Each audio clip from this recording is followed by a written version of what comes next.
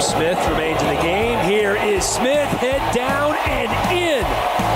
Abram Smith with his first touchdown of the game. Welcome to Sikkim 365 Radio. Leary in motion. The throw goes the other way. Mechie's in. Alabama wins in 4 overtimes. Sikkim 365 Radio is presented by IdealMRI.com. High-quality MRIs for $497 or less. IdealMRI.com. Your health is important, so is your budget. Lefty from Australia, second oldest player in college football. Kicks it back there. And that punt is blocked. And Oklahoma State falls right at the 5-yard line. Gray gives a huge gift to Oklahoma State. The 3 o'clock hour is sponsored by Waco Custom Marketplace. Meats, sweets, Texas treats, and a cut above the rest. 425 Lake Air Drive, Waco. Preston Ebner checking in for Smith. Ebner split wide left. Chapin looking up top. He's looking for Ebner. Ebner's open. He has it. Touchdown Bears. A 61-yard score. Now here's David Smoak, Paul Catalina, and Craig Smoak. Hello. Good afternoon. What a week. And it's not over. Championship tonight. Pac-12, Utah and Oregon. Big 12 championship game will broadcast live from inside of AT&T Stadium tomorrow, 9 o'clock pregame. And Big 12 Commissioner Bob Bowlesby will join us live tomorrow in our first hour. Good afternoon, Sikkim 365 Radio, 365 Sports. Craig Smoak to my right, Paul Catalina to my left. You right there in front of us, our great audience, viewers, listeners of all of what we do. And Jack McKenzie and Armstrong Sims will be there tomorrow with a big crew. Sikkim 365 Radio, 365 Sports at the championship game. How about this when it comes to Notre Dame? Armstrong, do we have this? Marcus Freeman, it was announced a couple of days ago, would be the next head coach to replace Brian Kelly. Look, it takes a little bit to get into this. This is video from Notre Dame football as the team is being discussed, as the team is having a meeting with one of the assistant coaches. I wish I knew who it was. I'm sorry, I don't. And then just kind of watch what happens. We're extremely proud of you guys on your focus and your ability to lock in all week long this week, okay? It was awesome to see, awesome to be a part of. It shows who you are, your DNA, your mental toughness, your physical toughness, the way you compete, the way you care about each other. Okay, that's what this team run is going to be about. Competing, getting after it with mental and physical toughness, and being the best in the country at what we do. Is everybody ready to do that? Yes, sir. All right, so what I'm going to do now, okay, because you're a brand new head football coach.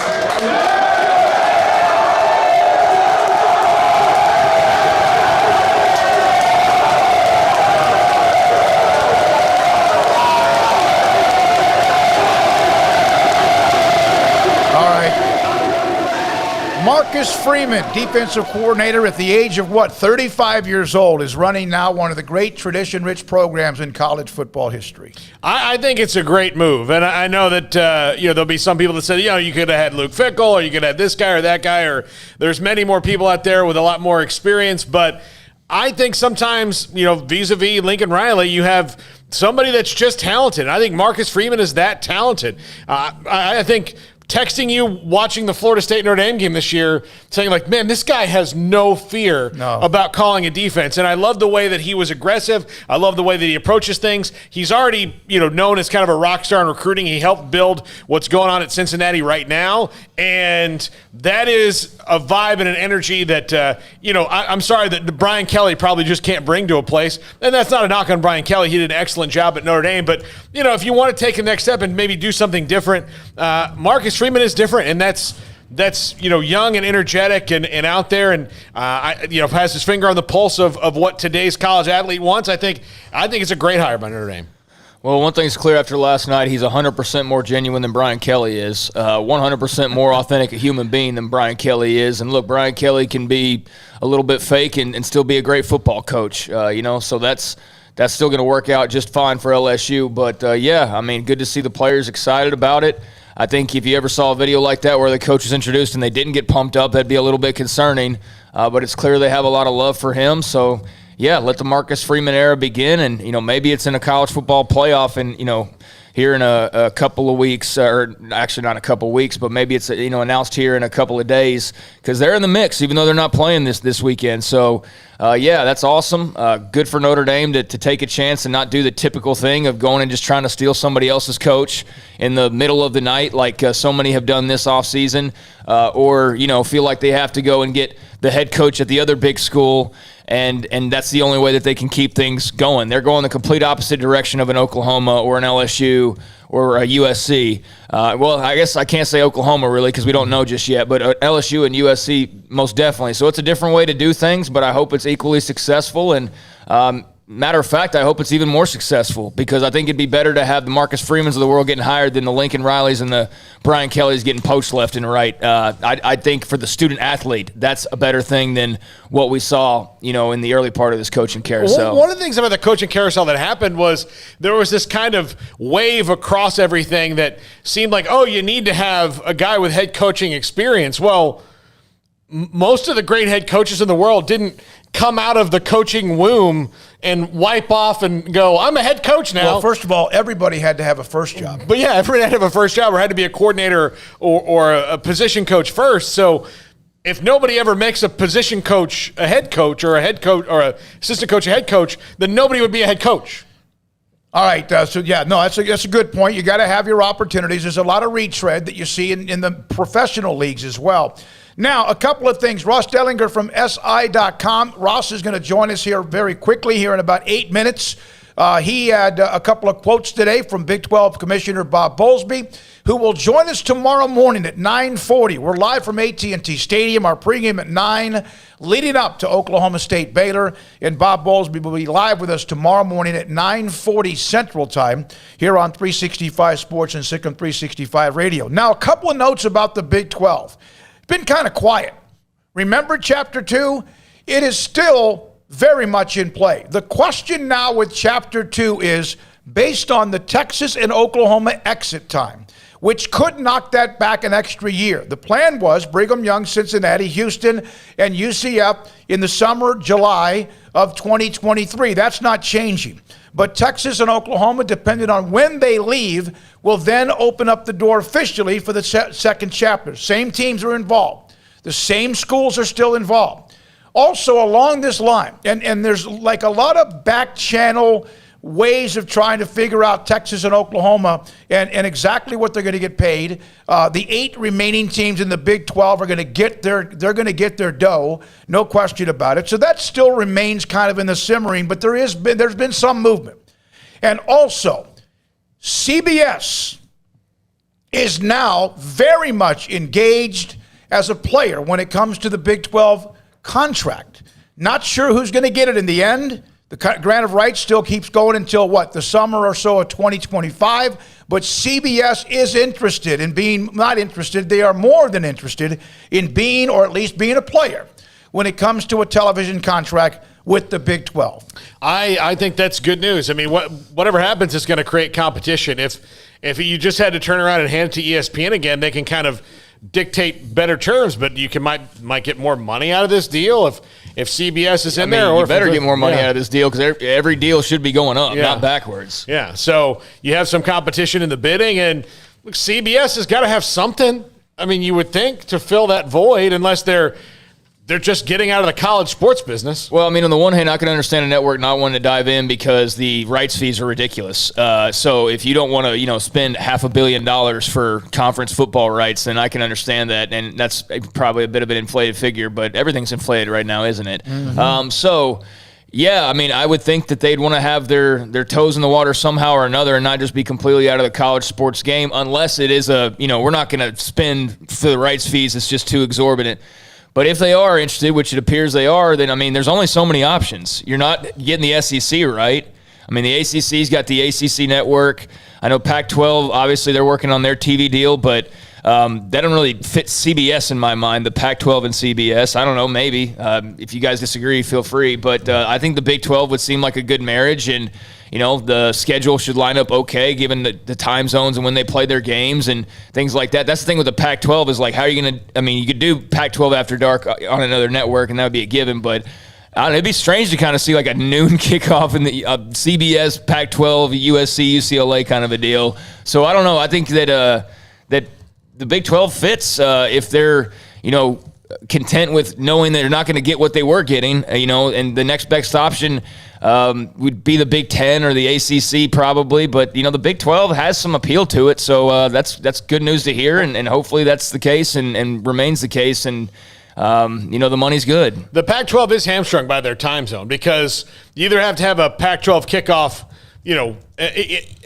for breakfast in that region of the country, which would be 9 a.m. local, and which I'm sure they do, but it's still, and then you have to have 9 a.m. Pacific or Eastern time as well. So you'd need a partner that has multiple networks to fit all that stuff in. So yeah, CBS, while they have an extra one, it'd still be problematic. Again, Ross Dellinger's going to join us here momentarily. Alabama. Aaron Suttles, he writes for The Athletic, covers Alabama today, will join us at around 3:30. Grayson Grundhafer of Sikkim 365 at 3:45. We'll have Sam Bradshaw of our website, analyst for college football. He'll join us today at 5. Mike Griffith covers Georgia for the Atlanta Journal-Constitution and Dog Nation as they focus in on the SEC championship game. We'll also hear from former Baylor quarterback and also color analyst for Baylor Radio, J.J. Joe today, among Robert Allen, sideline reporter who covers Oklahoma State. He'll be there tomorrow. He'll join us today as well, and Paul's top 5 to close out the show. So those are just some of the things that are going on, and it's been kind of quiet. And one of the things that also happens is you have the holidays, and then you have the end of the football season based on the regular season. Then you have championship weekend, Army, Navy, Heisman Trophy, and then after that, and then it will perk up again. But I just want to give you a little bit of feedback on some of what, and we'll have Bob on tomorrow. We'll ask him, Mr. Bowlesby, a couple of those things. I'll ask him about CBS, and I'll ask him about Chapter 2, and I'll ask him about if that can be delayed. Chapter 2 can't happen. You cannot have 18 teams. So that's kind of one of those things. It's also reliant on a couple of other things, but don't get discouraged if you're Memphis, Boise State, USF, and SMU. All right. Take a break here, Paul. We're going to go to Ross. Go ahead, Craig. You have something else to add to that? No, I was going to say, mention the teams for those that haven't been following, but those are the 4 schools we were talking about months ago. I know that there's guaranteed to be somebody out there who's like, USF or, whatever type of reaction, but that seems to be the school that gets that reaction more than anybody else. But that was a school pushed forward by one person in particular, from what I recall, more so than others. And they're a part of that group. But SMU, you can see where there's some appeal there as far as the Dallas market. Even though the Big 12 should really have the Dallas market already. I mean, shoot, the championship game's in Arlington tomorrow.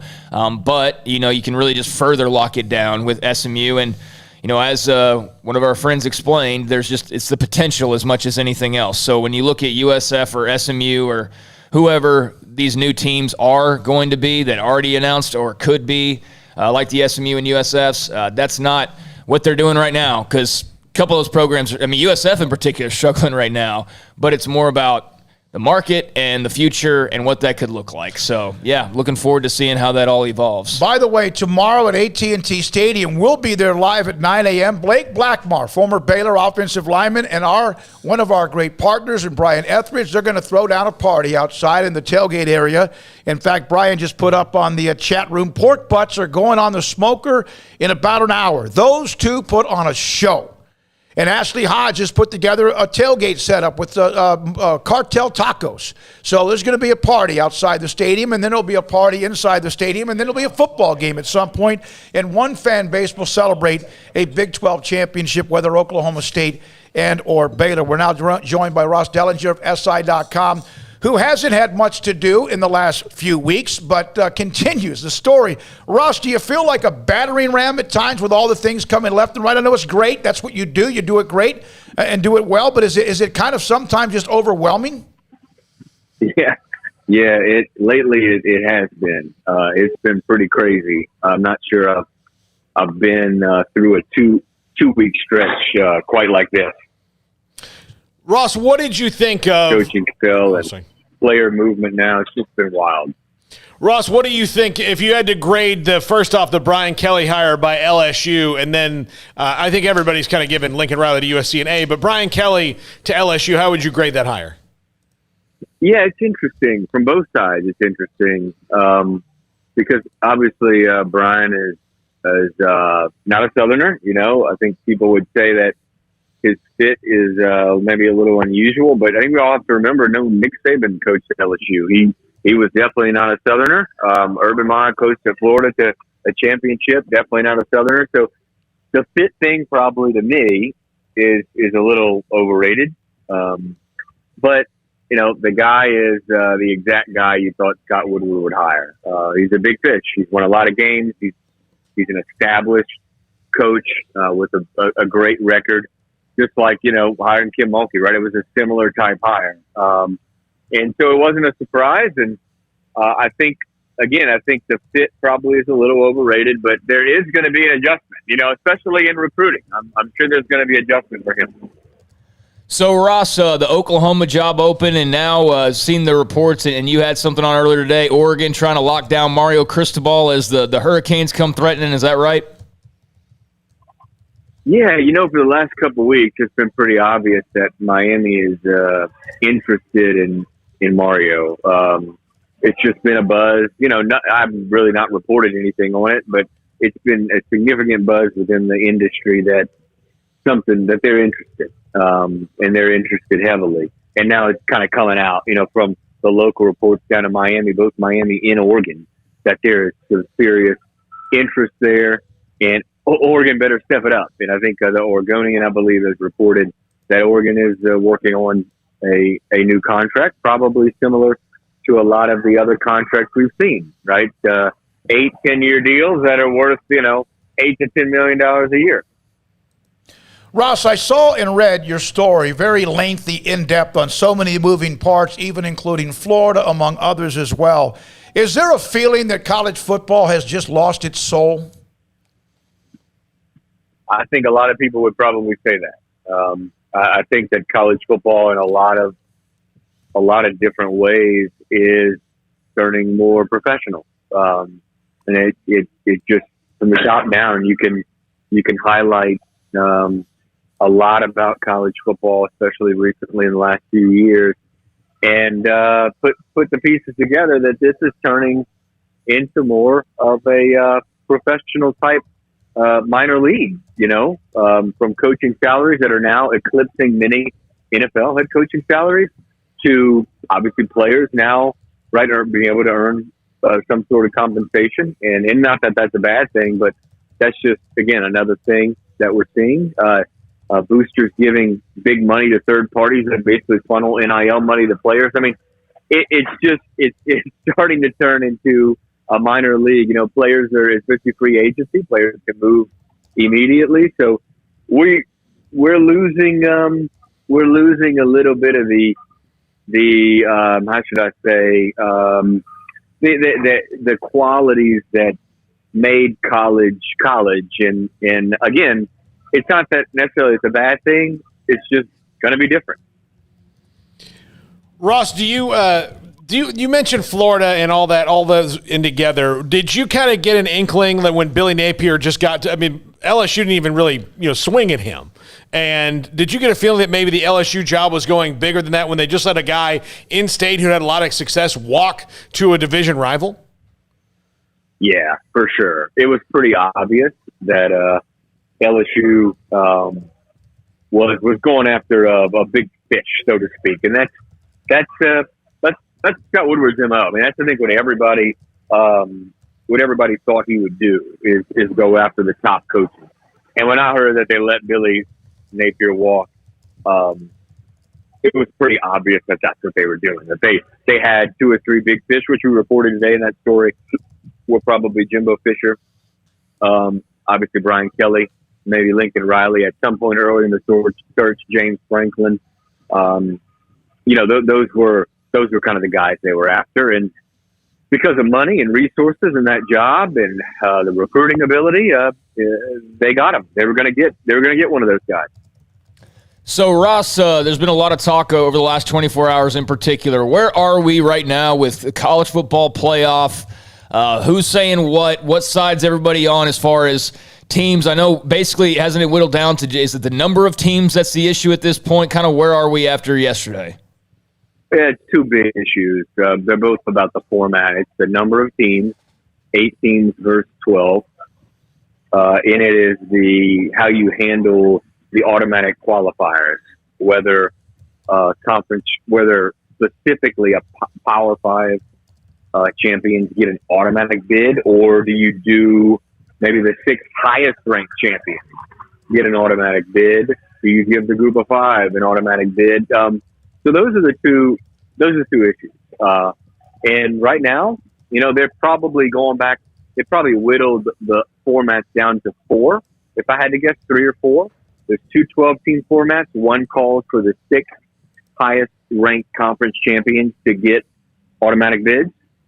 And the other one calls for, again, the Power 5 to specifically each get an automatic bid, and then the highest ranked group of 5 champions get the 6th automatic bid. They're virtually the same, but there's going to be years, probably one out of every 8-10 years, where you're going to have a Power 5 probably miss if you don't give them an automatic berth. And that's an issue for sorry guys, I'm on the street here in Fort Worth, but that's an issue for some conferences like the Big Ten and the ACC. They want automatic, and I'm sure the Pac-12 probably does too. They probably would prefer that, but I'm told the Pac-12 would vote for either model.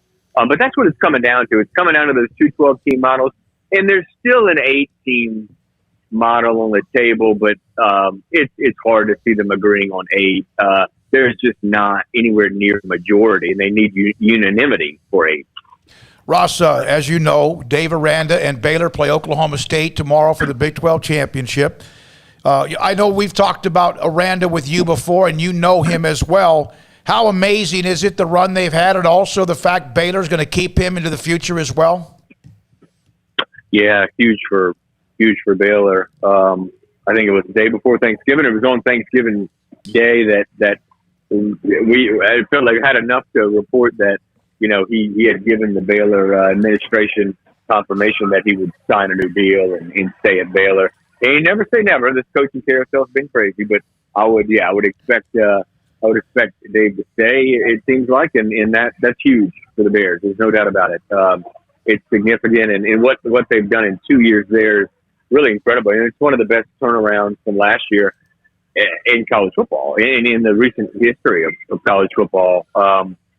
And I'll be the first person to say, and I think some others maybe won't admit this, but Dave was hard to for a lot of people. It's hard to see Dave as a head coach because of his personality, right? He was just kind of quiet demeanor. He was cerebral. He was. I tell people all the time, it's like talking to a math professor, not a football coach. And there was a lot of concern of how was he going to be as a face of a program? And obviously, he's put those concerns to bed. He has gotten stronger. He has gotten more comfortable. And yet again, he's very careful about getting too comfortable because that's kind of still not who he is. But he has really grown. You've seen it in media sessions. We've seen it daily whenever we can see him as well. Ross, I know it's a crazy busy time. Thanks for your time. Great job covering what you do.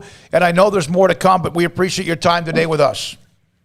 All right, guys. Thank you. Ross Dellinger, SI.com. And as Blake Robinson put on the on the chat room, he's strong with breaking stories.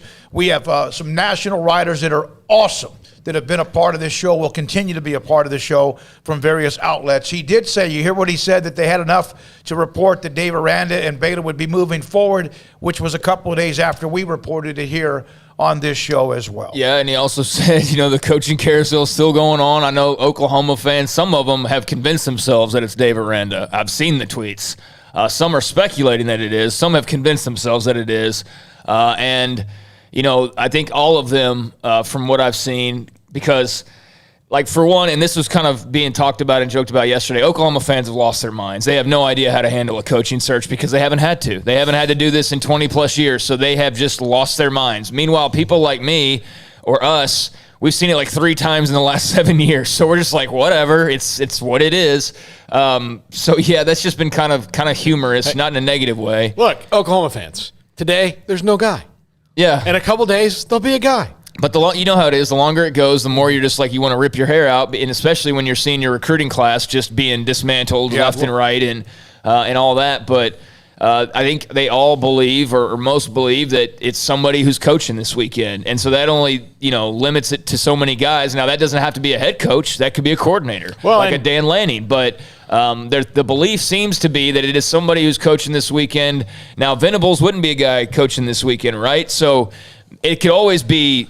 Here's the thing. Everybody can assume what it is, but as we've learned in these coaching searches, everybody thought Lincoln Riley was going to LSU, and then nobody expected him to go to USC. So that's the feel that I get from Oklahoma fans, but it could turn out to be something entirely different for all we know. Oklahoma fans should not be reticent to get a coordinator, considering the last 2 wildly successful head coaches they have were the top coordinators in the country when they got hired. Lincoln Riley was the most well-thought-of offensive coordinator in the country about 2 weeks after he became the offensive coordinator at Oklahoma, and then when he took over. And Bob Stoops was the hot coordinator in the country at Florida when he was hired at Oklahoma. So, by the way, did y'all see Bob Bowlesby's comments? Yeah, we're going to read those in just a second. Armstrong, not right now, but and Bob Bowlesby again tomorrow live with us at 9:40 Central Time in the morning tomorrow from AT&T Stadium. Armstrong, get that merchandise graphic ready if you don't mind before we take the break. We're going to come back with another guest here, Aaron Suttles, who covers Alabama. Later on, Mike Griffith, who covers Georgia, as we focus on that SEC game as well. Yeah, go ahead, Craig. Put it up. Go ahead and read it if you want to. Paul sent that to me. Bob Bowlesby was on Sirius XM, and Ross had posted this, and I was thinking about asking him, but he was just quoting the interview from Sirius XM. But Bob Bowlesby, when asked about Lincoln Riley and the Brian Kelly moves, he said, "Those were certainly surprises. Coach Riley had been mentioned in conjunction with the LSU position, and I really thought that there wasn't much credence to that because I know what a fine guy Lincoln Riley is. He's an outstanding coach, obviously, but he's a high-quality person, and he is mature beyond his years. And so, it was a little bit surprising that he jumped ship for USC, but I wasn't surprised that he wasn't interested in the LSU position because culturally, that's just not what Lincoln Riley is, and I was frankly surprised by the Brian Kelly move." So I don't know what he said before and after that, but that's what he said there, and obviously a lot of LSU fans have taken offense, and a lot of even UT and OU, he's just bitter because of the SEC or whatever. But that's an interesting comment. So we've kind of gone over a few more things today. Marcus Freeman is in. We've given you a couple of nuggets on the Big 12's future, and then also that quote from Bob Bowlesby with Sirius XM Radio. Here's the graphic real quick. Sikkim 365 Radio and 365 Sports. You can go on our chat room, and you can go online to get this merchandise. And some of you have asked for it. We finally were able to get it in side distribution as well. And so please go online. The link is up under the 365 Sports when it comes to the chat room, and also on Sikkim 365 when it comes to Twitter as well. By the way, K-State announces OC Courtney Messingham and fullback tight ends coach Jason Ray are out. So said yesterday the Wildcats are going to make some changes, or we're expecting them to, and now their OC is out. So I know that's something that's been on the the topic list for K-State fans. Colin Klein, former star quarterback, will serve as the interim offensive coordinator for their bowl game. Wouldn't be surprised if he, whether it's interim and he eventually gets it or just stays. He will be on staff. He's a legend there. All right, when we come back, we'll hear from Aaron Suttles. He covers Alabama for the for theathletic.com on Alabama and Georgia in Sikkim 365 Radio, 365 Sports. Celebrate. It's not too late, and there are opportunities, a few dates that remain open to be able to have whatever you want to do during the holidays, whether it's an office party, a get-together, something, a special event at the Arboretum and the Pavilion. It's not too late. Seating up to 360 to 500 people, reception-style tables, chairs included, complimentary audio-visual, wireless microphone, screen, projector, and flexibility of outside vendors in a central location. This is with the City of Woodway. Go to discoverwoodway.com for more information as well. And yes, you can still go by their location, go by the post office box there at their location, pick up a card to Santa Claus, have your child or grandchild fill it out, send it to Santa Claus, and Santa Claus might have the time, like he knows everything and has time for everything, to send a nice card back to whoever sent it to him. Again, competitive hourly rates, about $100 an hour. If you have a special event, the Arboretum and the Pavilion and the City of Woodway. More information, discoverwoodway.com. When it comes to me and my money, I know the way it should be. I need a partner I can count on. That's Genco and me. Genco has extended their offer till the end of the year. Refinance your vehicle today at Genco with rates as low as 1.69% for 48 months. And have 90 days of no payments. Refinancing can lower your payment, so you pay less for your car. Apply online and get an additional 0.1% off our already low rate. You can't pass on rates this low and make no payments for 90 days. For more information, go to GencoFCU.org. Annual percentage rate subject to change without notice, subject to credit approval, membership eligibility, and loan policies. NCUA, Equal Housing Lender. They're people I trust. They treat me like family. My money, my future, my credit union. Genco. At long last, it's time for some college football. Bird Collision Ford proudly supports the Baylor Bears as they take the field this season. Hi, I'm Mark Stewart with Bird Collision Ford. We have some great vehicles available this season as well, so come check out our winning lineup of new Fords. Let's cheer the Bears on to victory and celebrate by buying a new or pre-owned car, truck, or SUV. Visit us anytime at bkford.com. Buying made simple at BK Ford. Sikkim Bears. At Ideal MRI, we feel blessed to be a part of the Waco community. We're a small family business right here in Central Texas, and our goal is to bring down the cost of healthcare while maintaining high quality. At times like this, the cost of healthcare has never been more important, and unfortunately, significant illnesses and injuries still occur. That's why Ideal MRI is open and here to serve you through the difficult time. We offer premium MRIs just like a hospital with state-of-the-art technology and specialists, but you'll pay less. Sometimes thousands of dollars less, whether you're using insurance or not. At Ideal MRI, we accept most insurance and there are no hidden costs, even offering financing if that's needed. Everything included in the price, and you'll not get something as a surprise in the mail later on. If you need an MRI, ask your doctor about Ideal MRI. They'll know. You can schedule an appointment safely from home online in minutes at idealmri.com or give us a call, 833-IDEAL-MRI, idealmri.com. Let Camille Johnson Realtors guide you seamlessly through the process of buying your dream home or selling your current one. Commercial, farm and ranch, or residential, Camille Johnson Realtors can smoothly and successfully lead you through any transaction. With a team of 28 experienced agents who are excited about serving you, Camille Johnson Realtors services the entire greater Waco area. If you're in the market to buy or sell, contact Camille Johnson Realtors, 104 Midway Center in Woodway, or find them online at www.camillejohnson.com. Camille Johnson Realtors, elegant, charming, warm. Welcome home.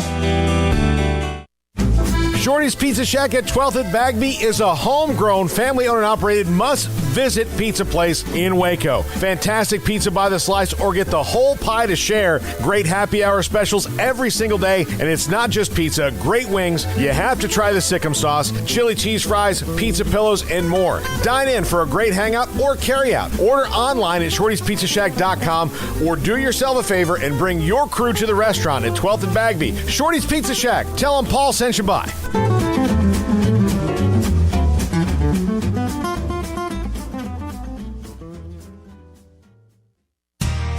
How did Edward Jones become one of the biggest financial service companies in the world? By not acting that way. Financial strategies, one-on-one advice, it's a big difference. And that's why Brad Wilson, your Edward Jones financial advisor, makes sense of investing. Experience the difference for yourself. Brad Wilson, 250 Sharon Drive in Woodway, 254-776-4337. Edward Jones, member SIPC. Welcome back to Sikkim 365 Radio. Have you subscribed to our YouTube channel? Search 365 Sports on YouTube. Aaron Suttles, theathletic.com, covers Alabama and Georgia mid-afternoon tomorrow. Baylor and Oklahoma State will be in Arlington for that throughout the morning and day. We'll kick it all off tonight, the Pac-12 championship with Utah and Oregon. And Aaron joins us on Sikkim 365 Radio, 365 Sports. Aaron, who is Alabama? Do they have an identity? No. Their identity is being wildly inconsistent from game to game, from quarter to quarter. It's just sort of the definition of what this team is. It's got a pretty good defense that's playing better as of late, but has been known to give up a lot of rushing yards, a lot of points. It's an offense that leads the SEC in scoring, but it only had 3 points in Auburn last week with a minute left to play. So it's just it's been hard to figure this team out. What do you attribute that to? Is that, I mean, I know that there's some veterans that, left the team into the NFL last year, but I mean, this is Alabama. They usually don't have that problem. Is it youth? Is it just, this is just a group that's not as locked in yet? Yeah, I think it's a combination of a lot of stuff.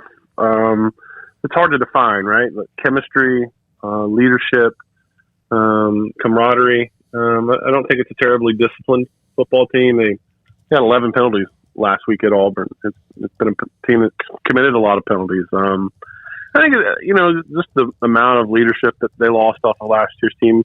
For once, Alabama had a senior-laden team. Alabama doesn't get that a lot because so many of their really good players go pro early. But last year, they had a lot of guys come back for their senior year.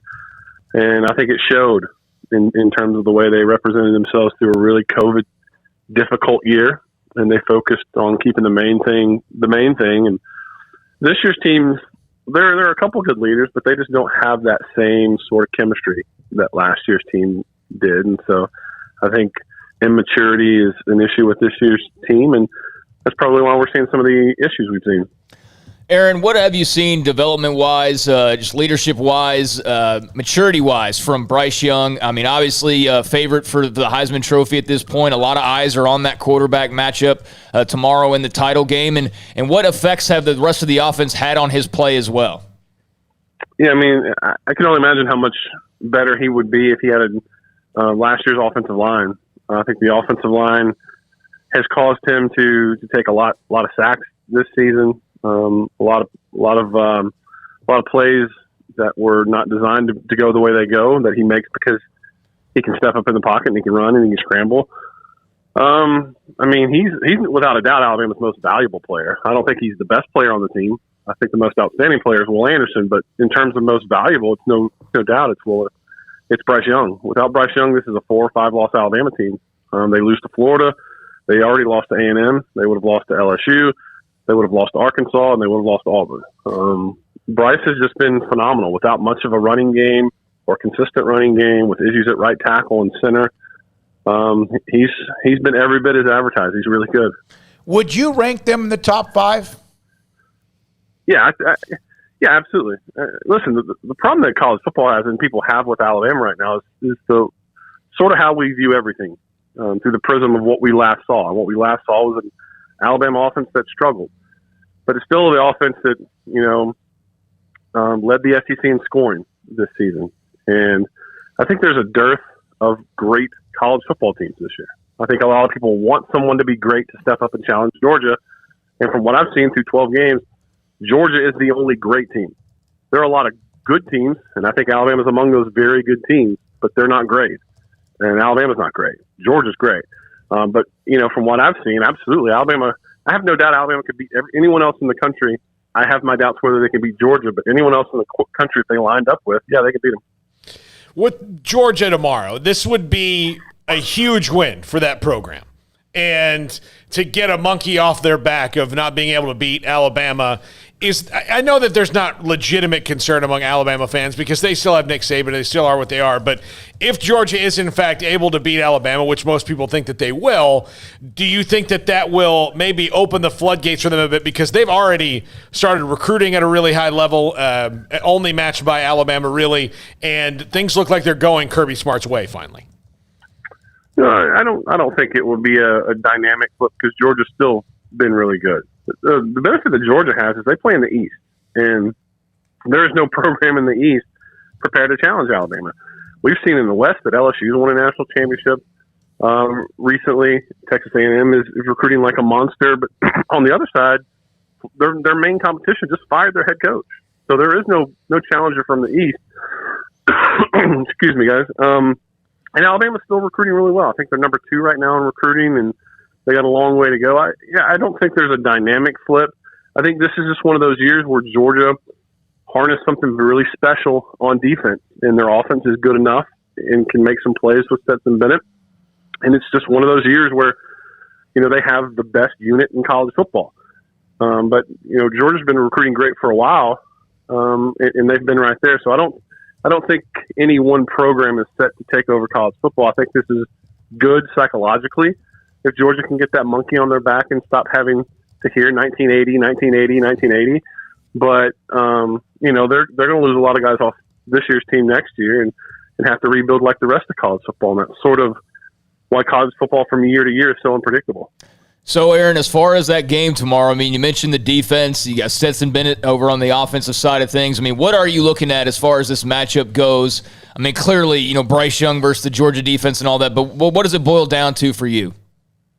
I think it boils down to, can this Alabama offensive line, which has struggled mightily, can they give Bryce any time? Because Alabama's really only shot is they're going to have to score in the 20s, I think. And their only shot to do that is they're going to have to make some down-the-field plays. Georgia hasn't really been challenged by any great offenses this year if you look at who they've played. And, Georgia's had a lot to do with that because of how good their defense is. But if Alabama can give Bryce enough time and Jamison Williams can get down the field, and that can challenge this Georgia defense. I just have questions, can they protect that long? Because Auburn got home for 7 sacks last week, and Georgia's a heck of a lot better than Auburn. So I tend to think it's going to be a lot of quick hitting stuff, RPOs, maybe work the perimeter, and then sort of pick your spots and take some shots downfield. But every time that you do, you're risking, one of that Georgia front 7 getting home and making an explosive play for the defense. Aaron, if you don't mind me asking, we had Cecil Hurt on this show before, and we know what kind of a legend he is, and we know how close you were to him, obviously right there next to him. Can you try to give us a little description about him, if you don't mind? Yeah, Cecil was one of a kind, and I know that's sort of cliche to say, but, sports writers are very deprecating because we realize that, we're not the smartest of people as sort of a stereotype, but Cecil was among the smartest men I've ever met, had incredible humor, incredible wit. As I said, was incredibly intelligent and just, never took himself too seriously. And I just think that was such a remarkable combination of characteristics in one man that we got to experience. And a lot of people got to know him on Twitter because he was so incredibly funny and witty on Twitter. But, just to read that sort of, in my career, coming up watching him, the columnists that got the most attention were always the guys that were the loudest, that were always had the hot takes and were always sort of attacking someone or something. And Cecil's style was very different. Not that he wouldn't, deliver a message when it needed to be delivered, but because he was so careful and so not soft-spoken, but, he wasn't one of these hot take guys. When he finally did unload on somebody in his way, it carried a lot more weight. And so that, I learned a lot from that. There was more than one way to skin a cat when you're trying to get an opinion across. Hey, by the way, you've also been battling a cold. You told me that last night. It sounds like you're getting a little bit better. We'll let you go so you can save the rest of your voice, man. We appreciate you so much, Aaron. All right, guys. Take care. Aaron Suttles, theathletic.com, who covers Alabama. Mike Griffith, Atlanta Journal-Constitution, Dog Nation on Georgia in 1 hour. When we come back, Grayson Grundhoefer on what this run for Baylor has meant to recruiting as they look ahead. Signing day around the corner, but also his thoughts about Baylor and Oklahoma State, too. Sikkim 365 Radio and 365 Sports. Waco Custom Marketplace. All right, tailgating for the most part, although unless you want to slide by there, they're open until 6 tonight and open tomorrow as well. Tailgating, if you haven't already planned for that, you're probably pretty much in trouble. But if you need something before you leave town or get up in the morning, you can get that at 425 Lake Air Drive. They're open at 7 o'clock tomorrow morning. Also, and they're open till 6 tonight, Waco Custom Marketplaces, you start to get closer and sometimes already having these various Christmas gatherings, parties, family, office, whatever, or just for yourself. They have a butcher shop where you can customize or custom order what you want. Perhaps a prime rib as you get deeper into the holidays. Or perhaps, and I went by there today, they still have a lot of hams and turkeys available if you want to go by and get a great offer and a great opportunity to buy them right now, even early enough of 2 or 3 weeks before Christmas. And on top of that, you have a bakery, full-fledged bakery, fresh baked bread every day, and fresh kolaches as well. It's Waco Custom Marketplace, your hometown grocery store at 425 Lake Air Drive in Waco. The 2021 Ram brand just received first place in the prestigious J.D. Power's Initial Quality. The Dodge brand finished second to Ram, and the 2021 Jeep Gladiator is rated first among all mid-sized trucks.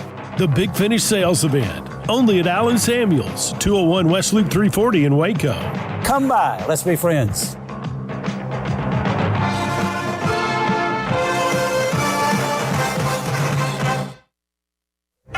Boots add protection. Good boots help you climb better and move forward faster. And when your son or daughter steps into the boots of a U.S. Army officer, they also learn how to lead. In these boots, they'll gain more confidence with expert training in one of more than 150 occupational specialties.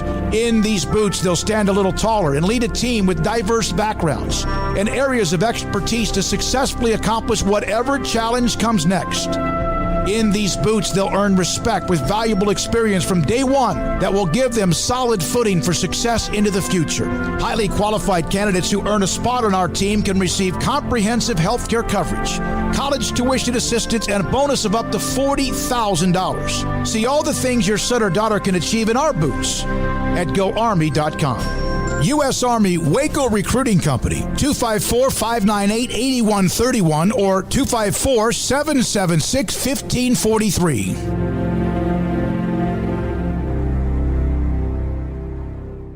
From the first workout to the last practice, sports is an incredible and rewarding challenge. Hi, this is Dan Ingham with the First National Bank of Central Texas, and we're proud to support each athlete, every parent, and our educators. From families, small businesses, to the biggest industry, we're here to help. With remarkable products like our free First mobile app, we've got banking ideas that fuel big dreams. That's the First National Bank of Central Texas. Familiar faces making local decisions. Member FDIC, Equal Housing Lender.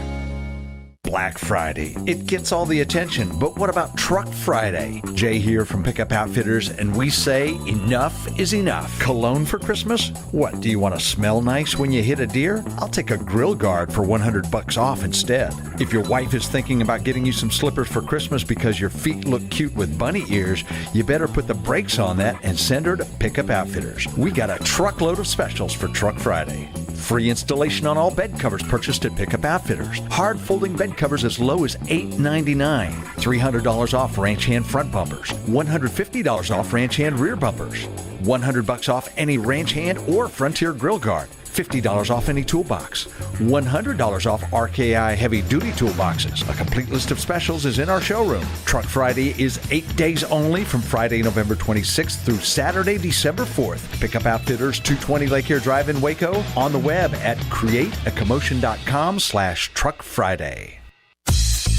Baylor Scott & White, Southwest Sports Medicine and Orthopedics, the team physicians for Baylor Athletics, diagnosing and treating all sports-related injuries, including concussions. These specialists also provide orthopedic services for athletes and non-athletes alike, whether it's knee or shoulder pain, hand or wrist injuries, orthopedic spine care, and even an arthritis and total joint clinic. Trust the doctors Baylor Athletics trusts. Baylor Scott & White, Southwest Sports Medicine and Orthopedics wants to get you back in the game. In the market for a quality metal building? Since 1943, Pioneer Steel & Pipe has helped Central Texas residential and commercial customers with metal building design, panel options, building components, and trim options. Pioneer Steel & Pipe's residential line is energy efficient, offers low maintenance, reduces insurance payments, is impact resistant, and carries up to a 45-year limited warranty. In addition, they can also help you find a metal building contractor for your project. Pioneer Steel & Pipe with locations in Waco and Bryan and at pioneersboys.com.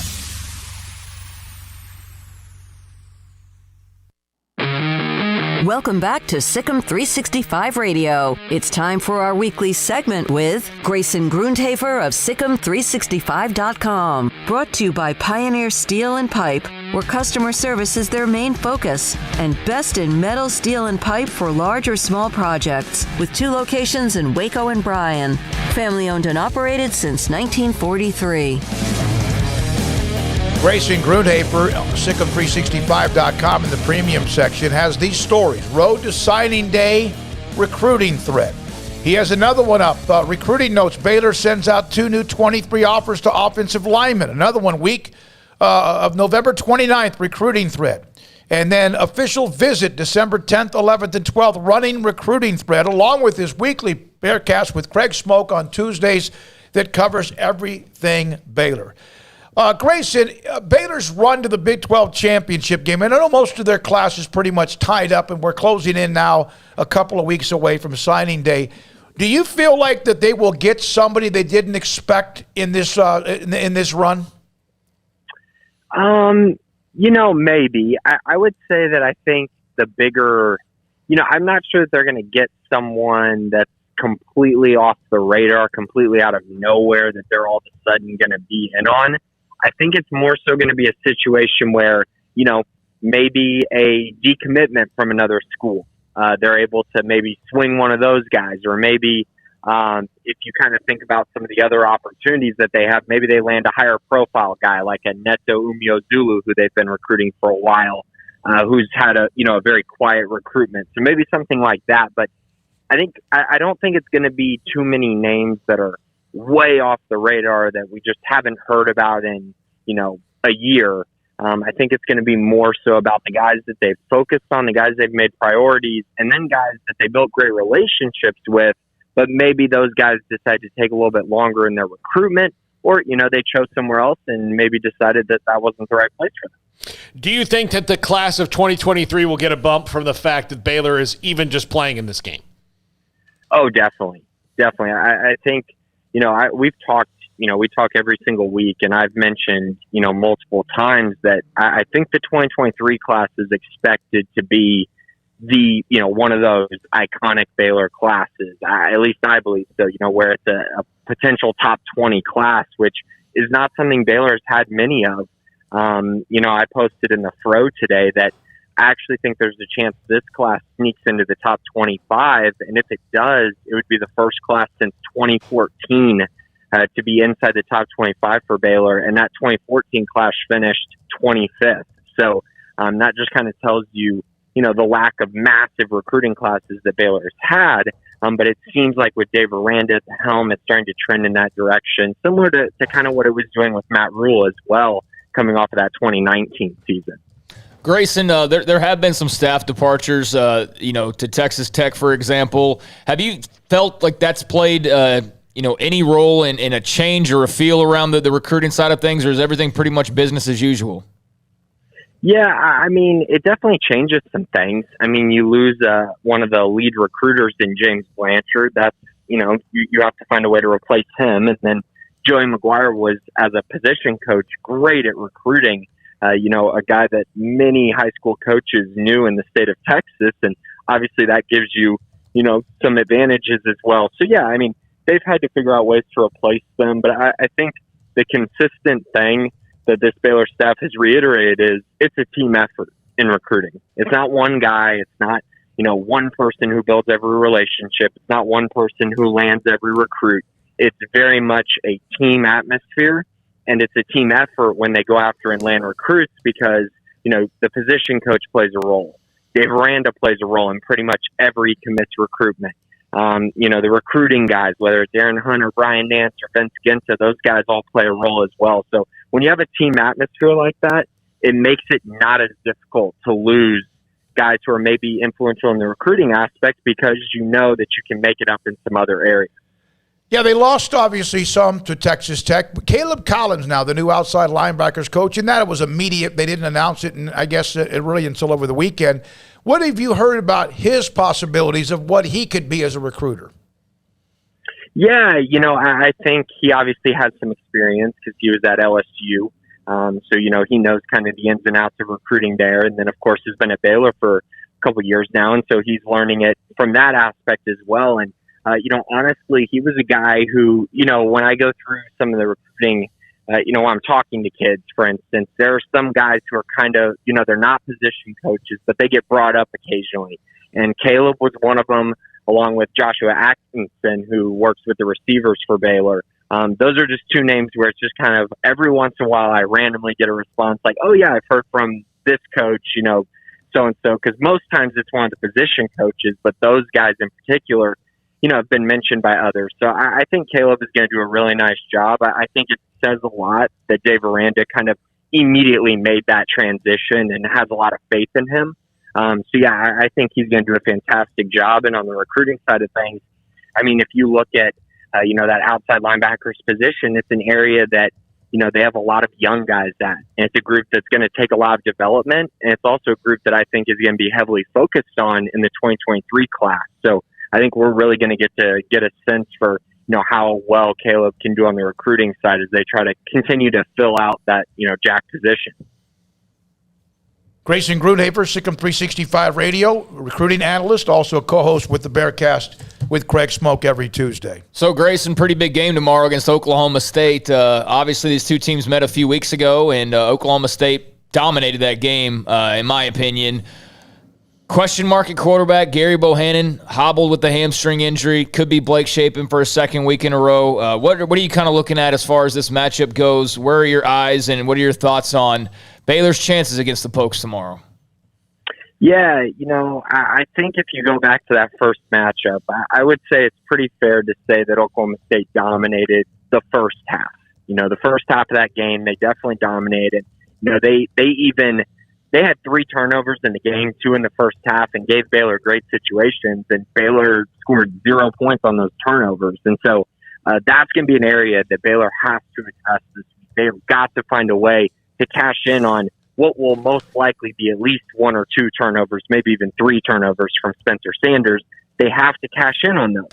And I think this Baylor defense getting to see an offense for the second time around, I think you've got to feel really good about the fact that Dave Aranda gets to see, this Oklahoma State offense again, because I have a feeling he's gonna be able to really dissect some of the things that they do. And my expectation really is that I think Baylor's defense has an opportunity to be the best unit on the field, and that may surprise some people because Oklahoma State's defense is terrific. It's very, very good, but I don't think Baylor's going to be, throwing the ball all over the place or, trying to complete high-risk plays, whereas the Oklahoma State offense has a propensity to, throw the ball into coverage, to get sacked and turn the ball over. So I really think the Baylor defense has a chance to not only keep Baylor in the game, but potentially win Baylor the game with the kind of turnovers and high-impact plays that I feel like they can make. If Chapin is the quarterback, he's obviously going to be dealing with the best pass rush in the country. Oklahoma State leads the nation in sacks. So that's definitely a concern. But I do think it's one that Jeff Grimes and the staff will address this week. And I think the last thing that I got to mention is Baylor flat out has to run the ball better, and they got to win time of possession because of it. So if they can do those things, force those turnovers, limit sacks, run the football, control time of possession, I feel great about their chances to win this game, because all of those things they didn't quite do the first time around. And you can't expect them to improve on all of them, but if they can take care of some of them, then obviously that helps. Grayson from Diane on the text line, spicy fro this week. After Grayson referenced it, I had to go check it out, so I wanted to let you know that as well. Okay. Awesome. Great to hear that. Thank you, Grayson Grunhafer, Sikkim 365 Radio with us Fridays at 3:45. So here's some things about Oklahoma State and Baylor. And I guess I watched the game, and you could tell Oklahoma State from the beginning was the best team, although on the road, they turned it over 3 times. No one can do that and still win a game, and they did it.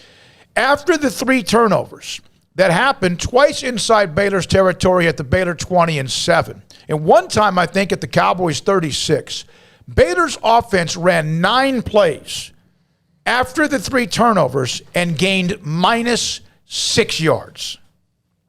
Is that bad? With 12:04 left in the game and Baylor had pulled to within 3, their 3 drives, their last 3 drives, 15 plays, 38 yards. And now they were driving, but 15 plays, 38 yards. Outrushed 219 to 107, which Grayson also mentioned as well. That is crazy good. 3 turnovers, and you gain -6 yards on 3 consecutive 3-and-outs. Yeah, and, he said, we were kind of splitting hairs. I said they dominated the game. He said they dominated the first half. Baylor had 2 drives that mattered in that game. So I feel like Oklahoma State still dominated the second half. They were still in control. So, again, it's just splitting hairs, but it was clear they dominated the game. I mean, just in general, they dominated that game. 3 turnovers, give up no points, still end up winning the game. As you said, multiple drives for Baylor that went absolutely nowhere. They're going to have one hell of a game plan. I think tomorrow's going to come down to pure execution. I mean, which team executes better? Does Baylor – here's the thing is – we get so obsessed with energy and things like that, and there was definitely a lack of it last week for Baylor, and that was partially the flu bug and just the weather and just all that kind of stuff. But I think for them and based on what Aranda said this week, it is all about just being consistent, just being consistently excellent, and they were not at all consistent last week. They were very up and down. They play that way, they're going to get their ass kicked tomorrow, bottom line. But they have played much better, and I expect them to play much better and much sharper than they did last week. I expect them to be a little healthier, hopefully, as well. But, they're going to have to play mistake-free football, and they're going to have to make every field goal attempt, and they're going to have to come away with points when they're in the red zone. I mean, they're going to have to do the most basic of things, but that's how they're going to win this football game, is just by being the most consistent team for all 4 quarters. That's how they win this football game, is being the most consistent team every single quarter. If they can do that, they can win. But if they play inconsistent like they have at times, then no, I don't like their chances at all. I agree. I agree with you a lot of things. And it was hard for me to try to just look at this game. And I have no idea what it could end up being 30-10. And if a couple of things go wrong, but Oklahoma State slight, just under a touchdown favorite. By the way, let's see here. Oregon got 4 turnovers from the Birds Word when I was talking about turnovers, had 4 turnovers and had no points versus Ohio State and still spanked. Oregon, did Oregon turn it over? Oh, I'm sorry. Oregon got 4 turnovers and had 0 versus Ohio State and still got spanked by the Buckeyes for the national title. It still hurts to this day. Yeah, okay. I remember. That was Zeke Elliott's coming out party. Yeah. All right. When we come back, we have to get to another guest. I do want to give a Joe shout out real quick. I guess apparently I've got some family that's driving and listening right now. So my Uncle Tony and Aunt Linda and also my cousin Sean, I believe, and maybe Nick is with him as well. But don't think they listen very often. So the fact that they are today traveling down to New Braunfels, want to give them a shout out. Love you guys, and thanks for listening.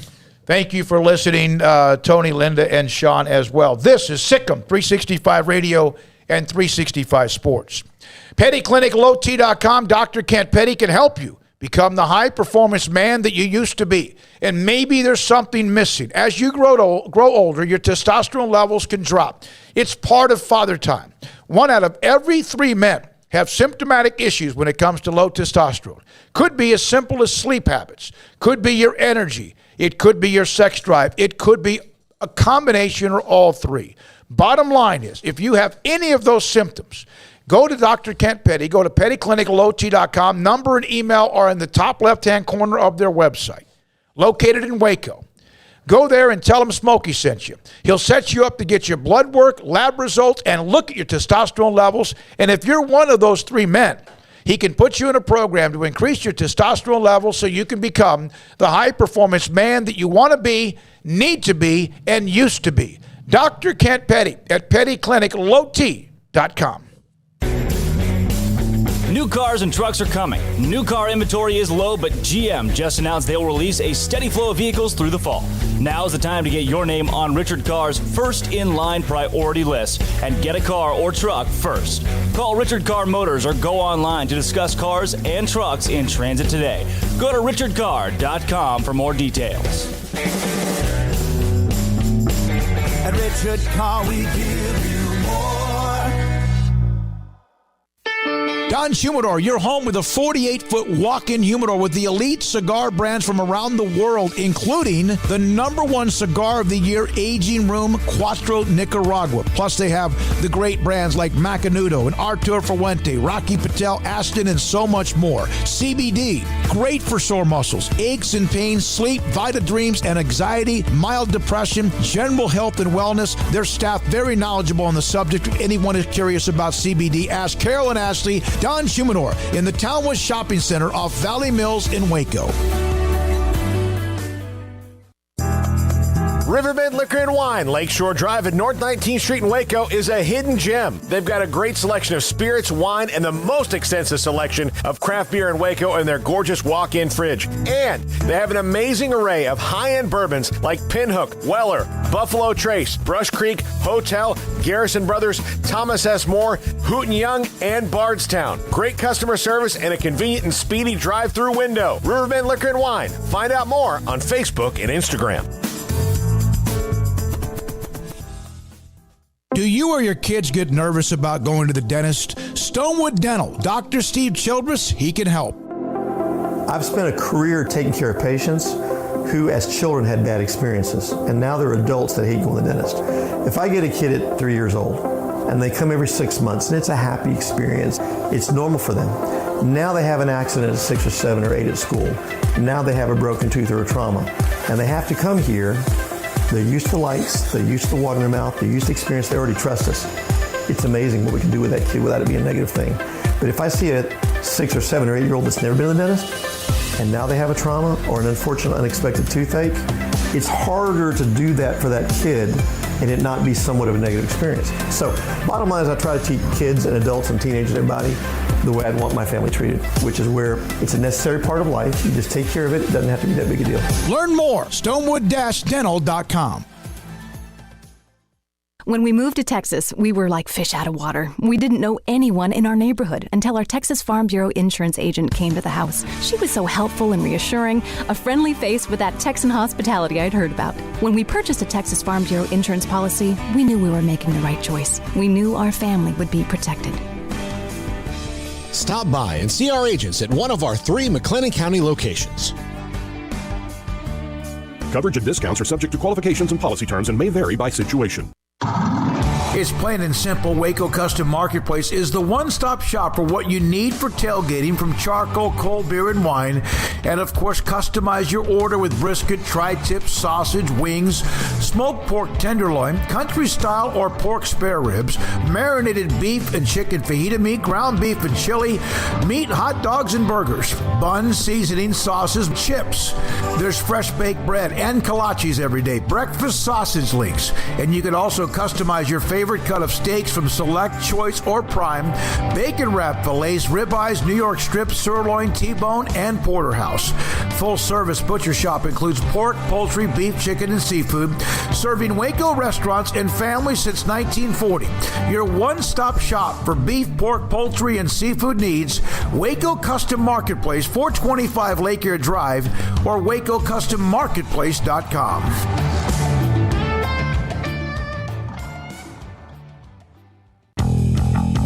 Welcome back to Sikkim 365 Radio. Smith to the air. Blitz coming. Ball's down. Baylor recovers. You could see it coming off the edge untouched. And Smith was absolutely crunched. It was the corner blitz. Raleigh Tejada.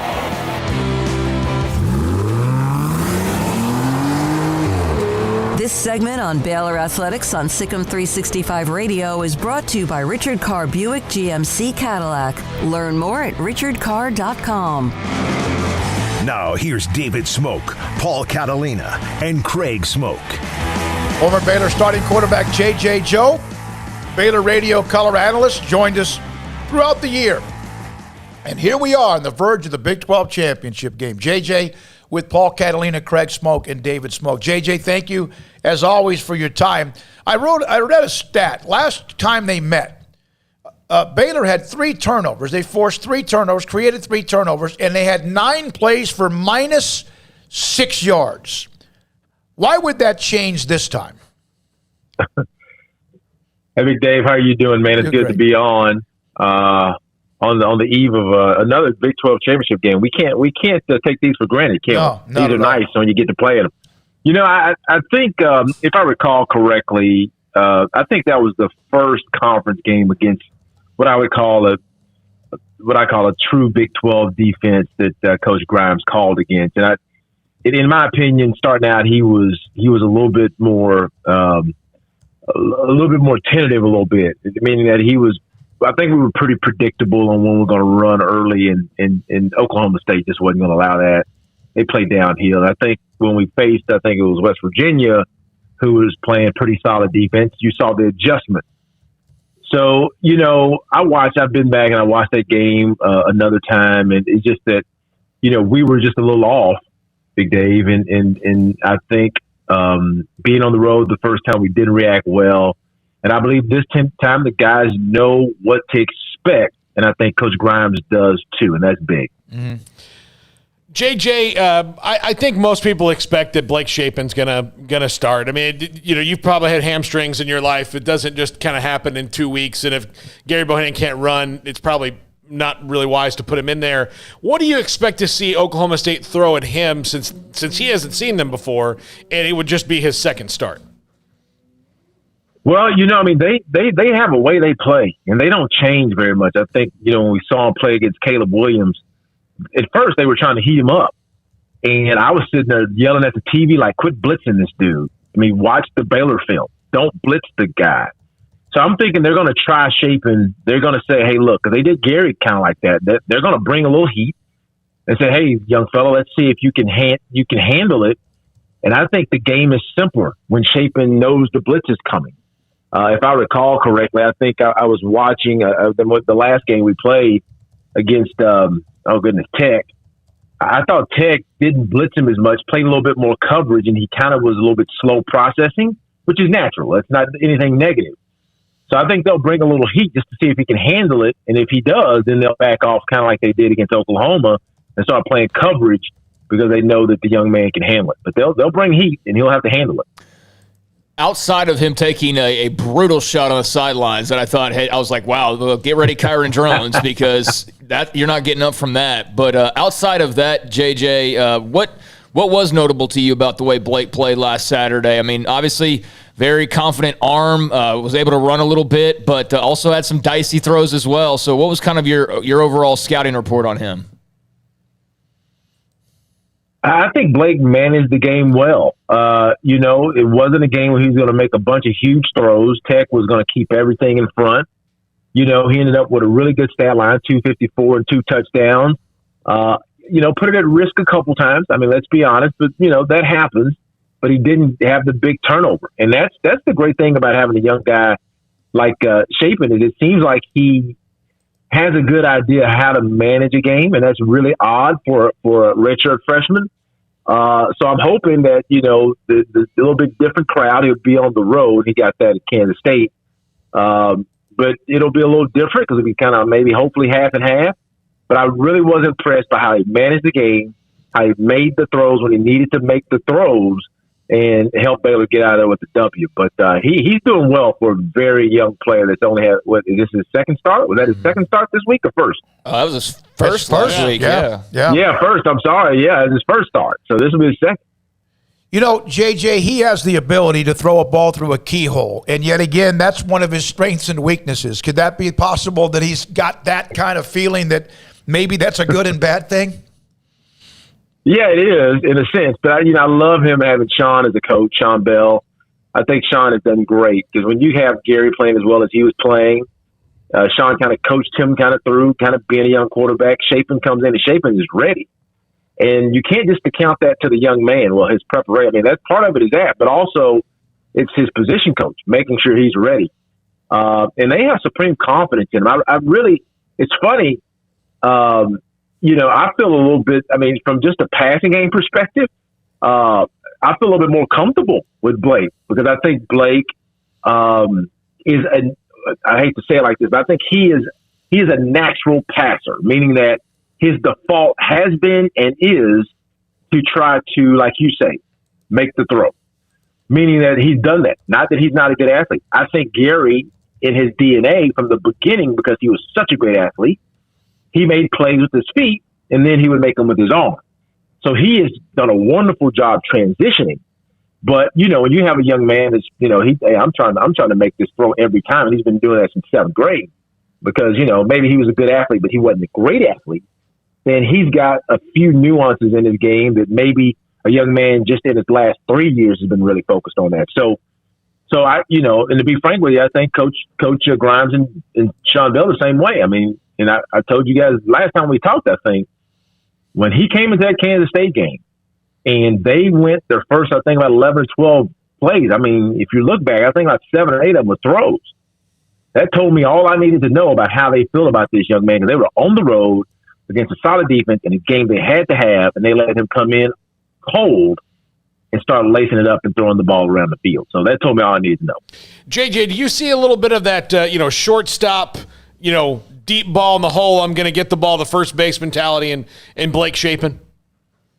Yeah, you do, man. And I love baseball players. I'm going to tell you, because I was thinking about this the other day. It's just like, a guy like Blake who played baseball players are just aware.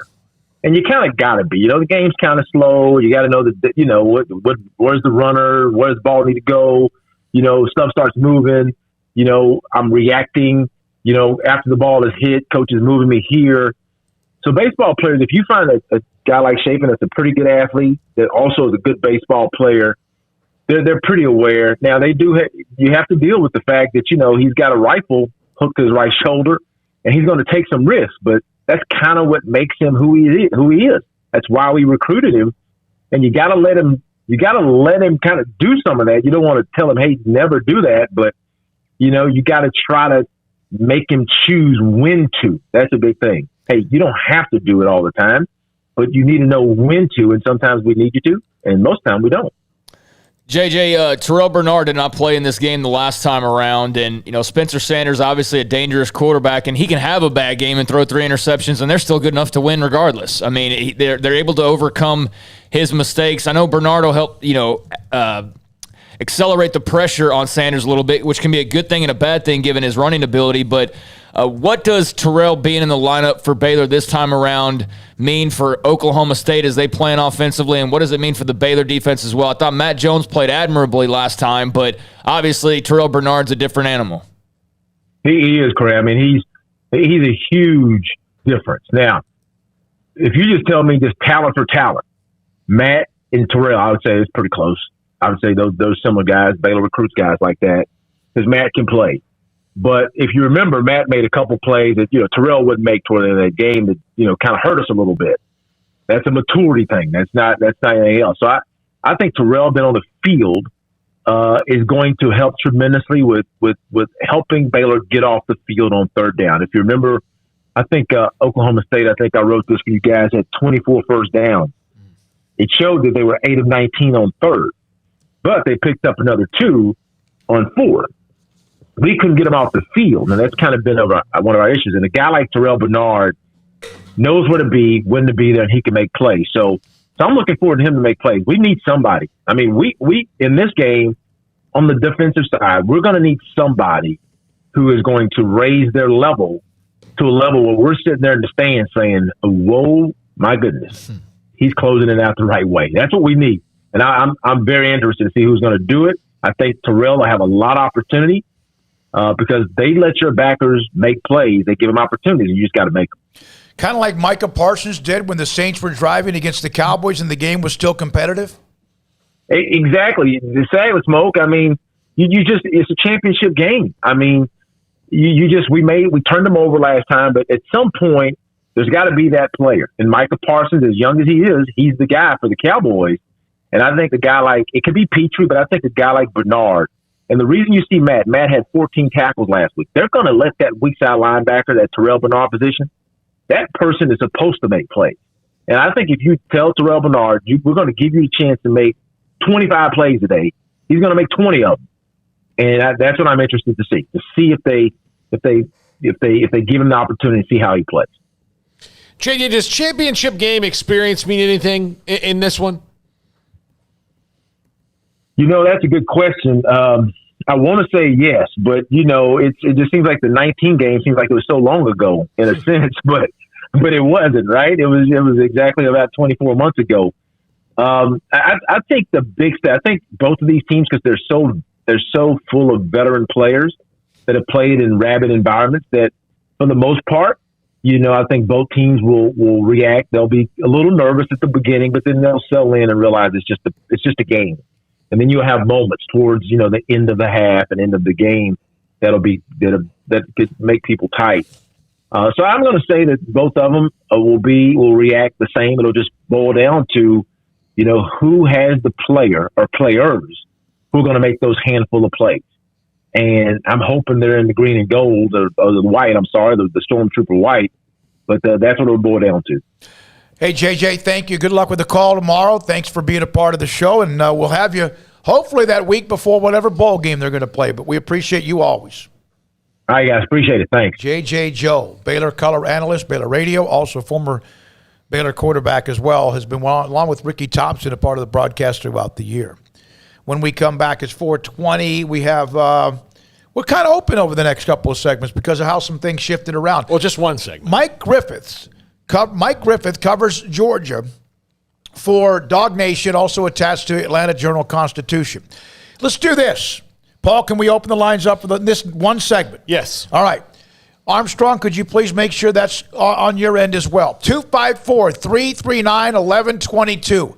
Lines are open for the next segment. Say it quickly, say it proudly, say it emphatically, say what you want about the college football weekend, the college coaching carousel. 254-339-1122. And this is Sikkim 365 Radio and 365 Sports. Richard Carr, Buick GMC Cadillac. Got a lot of great deals going on right now over at Richard Carr. And, man, they are the people that you can count on. It's been rough for car dealerships around the country with supply chain challenges. They're making vehicles a bit hard to find. But Richard Carr does have cars and trucks coming. Richard Carr's receiving deliveries right now of new cars and trucks and receiving them each and every week. So That means right now is also the time to contact Richard Carr and get your name on a new Buick, GMC, or Cadillac as they are being shipped. Get on Richard Carr's inbound vehicle list, and you can get your new car or truck as they arrive. If you're looking for a pickup, we'll get the best. Get a Sierra from Richard Carr. Sierra has it all: power for a work site, or the luxury interior, and drive for a night on the town. Richard Carr, Buick, GMC, Cadillacs, also home of more SUVs than any other dealer in the area. They got 11 SUV models to choose from with dozens of trim options. Richard Carr is the one-stop shop to find that perfect SUV for your needs, whether it's the fun and nimble Buick Encore or the sophistication and luxury of a Cadillac Escalade. Richard Carr has the SUV you need in all sizes and price ranges. So call now, come by now, or go online to find the perfect SUV for your family. But if you need a car or truck today at an affordable price, Richard Carr is also loaded with premium, pre-owned cars and trucks. All go through a 172-point inspection, and 100% credit approval is always the goal. Their aggressive lenders are ready to get you in a car today. So for those in the greater Waco area, Richard Carr is your local hometown dealership. Give them a chance to earn your business. Great prices, free oil changes on new cars and trucks, and superior service after the sale. They're owned, operated, and run by loyal and proud Baylor Bears, and Richard Carr looks forward to seeing their Baylor friends at the dealership or in the stands. Richard Carr Motors, check them out now, online or at the dealership.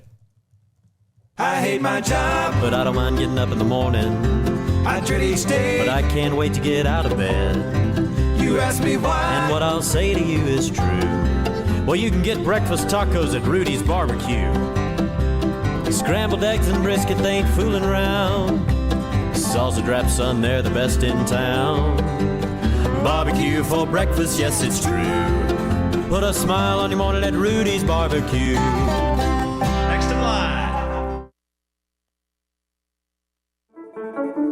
One size fits all. That may be all right for an adjustable belt or cheap sunglasses, but when it comes to your financial needs, no one wants a one-size-fits-all strategy. Cam Heathcott, your Edward Jones financial advisor, knows that his most important goals are yours. That's why he takes the time to understand your needs, knowing you. That's how Edward Jones makes sense of investing. Cam Heathcott, covering Conroe and Houston, 936-756-7717 or cam.heathcott@edwardjones.com. Edward Jones, member SIPC.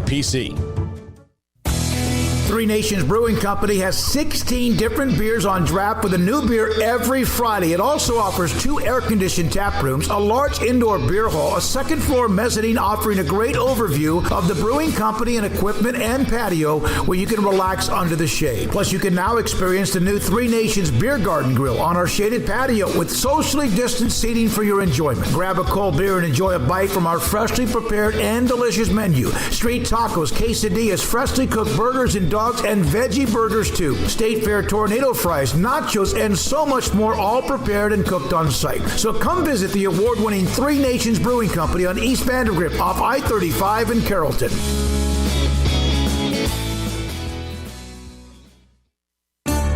You know what would make this moment better? Pizza. Dough made from scratch and an Italian family sauce recipe pizza. 3 fresh signature cheeses making a melty blanket of perfect pizza. Bob Mock has owned Marco's Pizza franchises since 2013 and has been delivering pizza since 2001 and is the proud owner of 4 locations in the Waco area, in Belmead, China Spring, Woodway, and soon to be open in Robinson. Order at marcos.com to make any moment better. Marco's. Pizza lovers get it.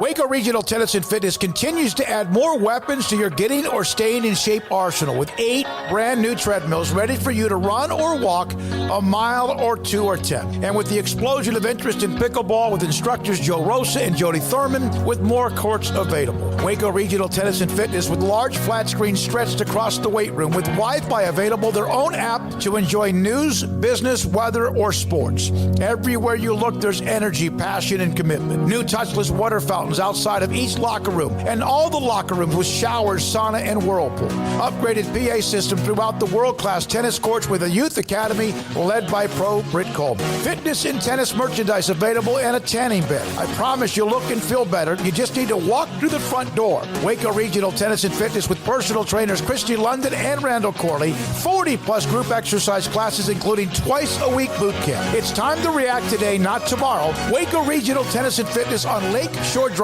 in Waco.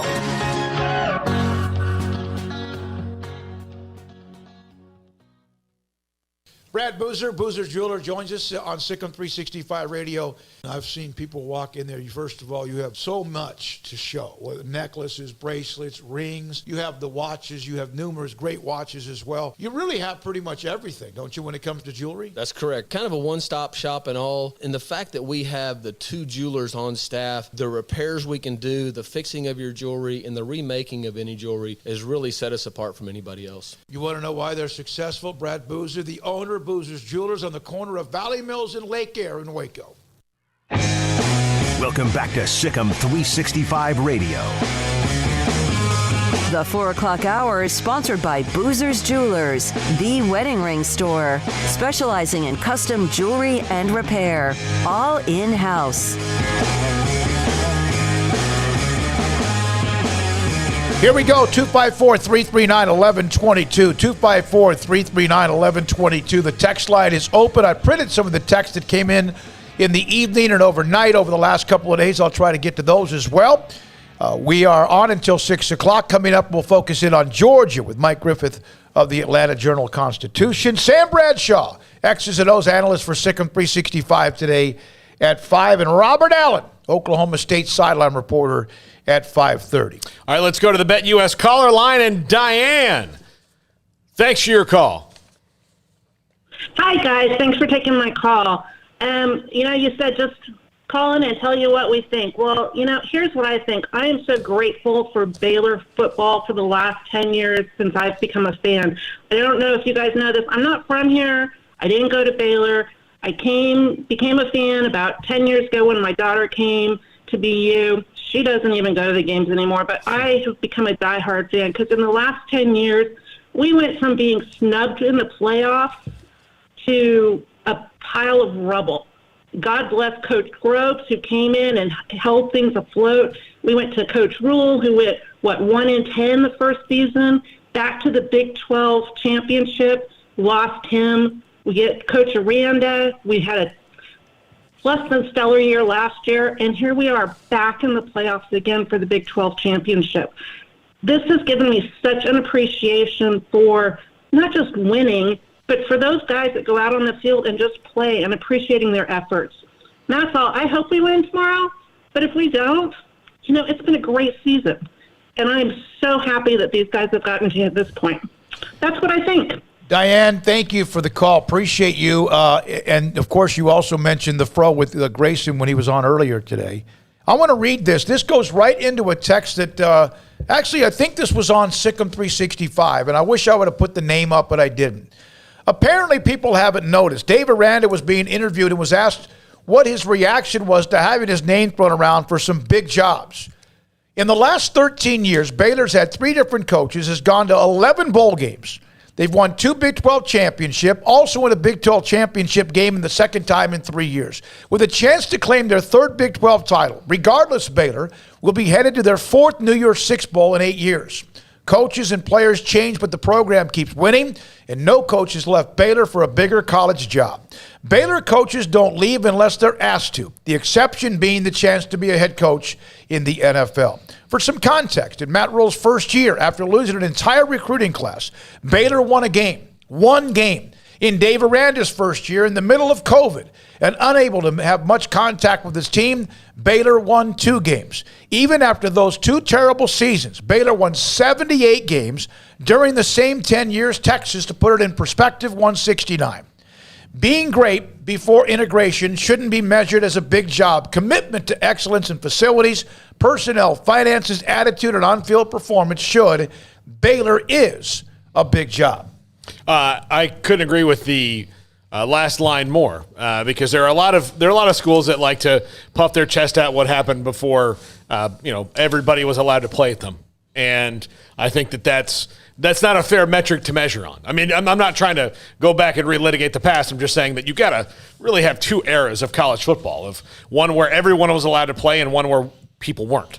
So you can't really evaluate the talent the same way there. And I think, look, Baylor's proven that they'll commit to things. And, I did go on my rant about Kim Mulkey yesterday, but I will admit that it is funny how that one national championship in a non-revenue sport awoke the boosters and said, oh, look, it's fun to win in things. What if we won in stuff that was on TV all the time?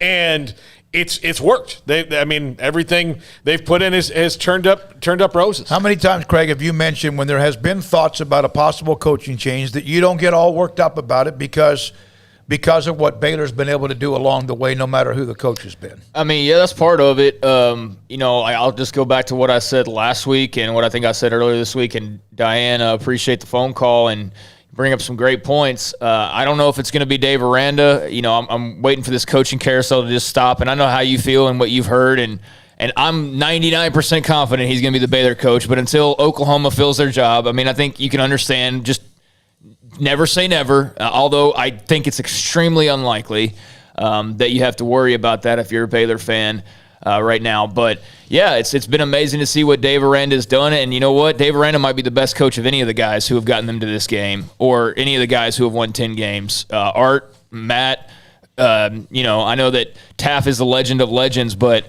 Aranda has all the makings of being a fantastic, legendary head coach at Baylor. And he has the support behind him.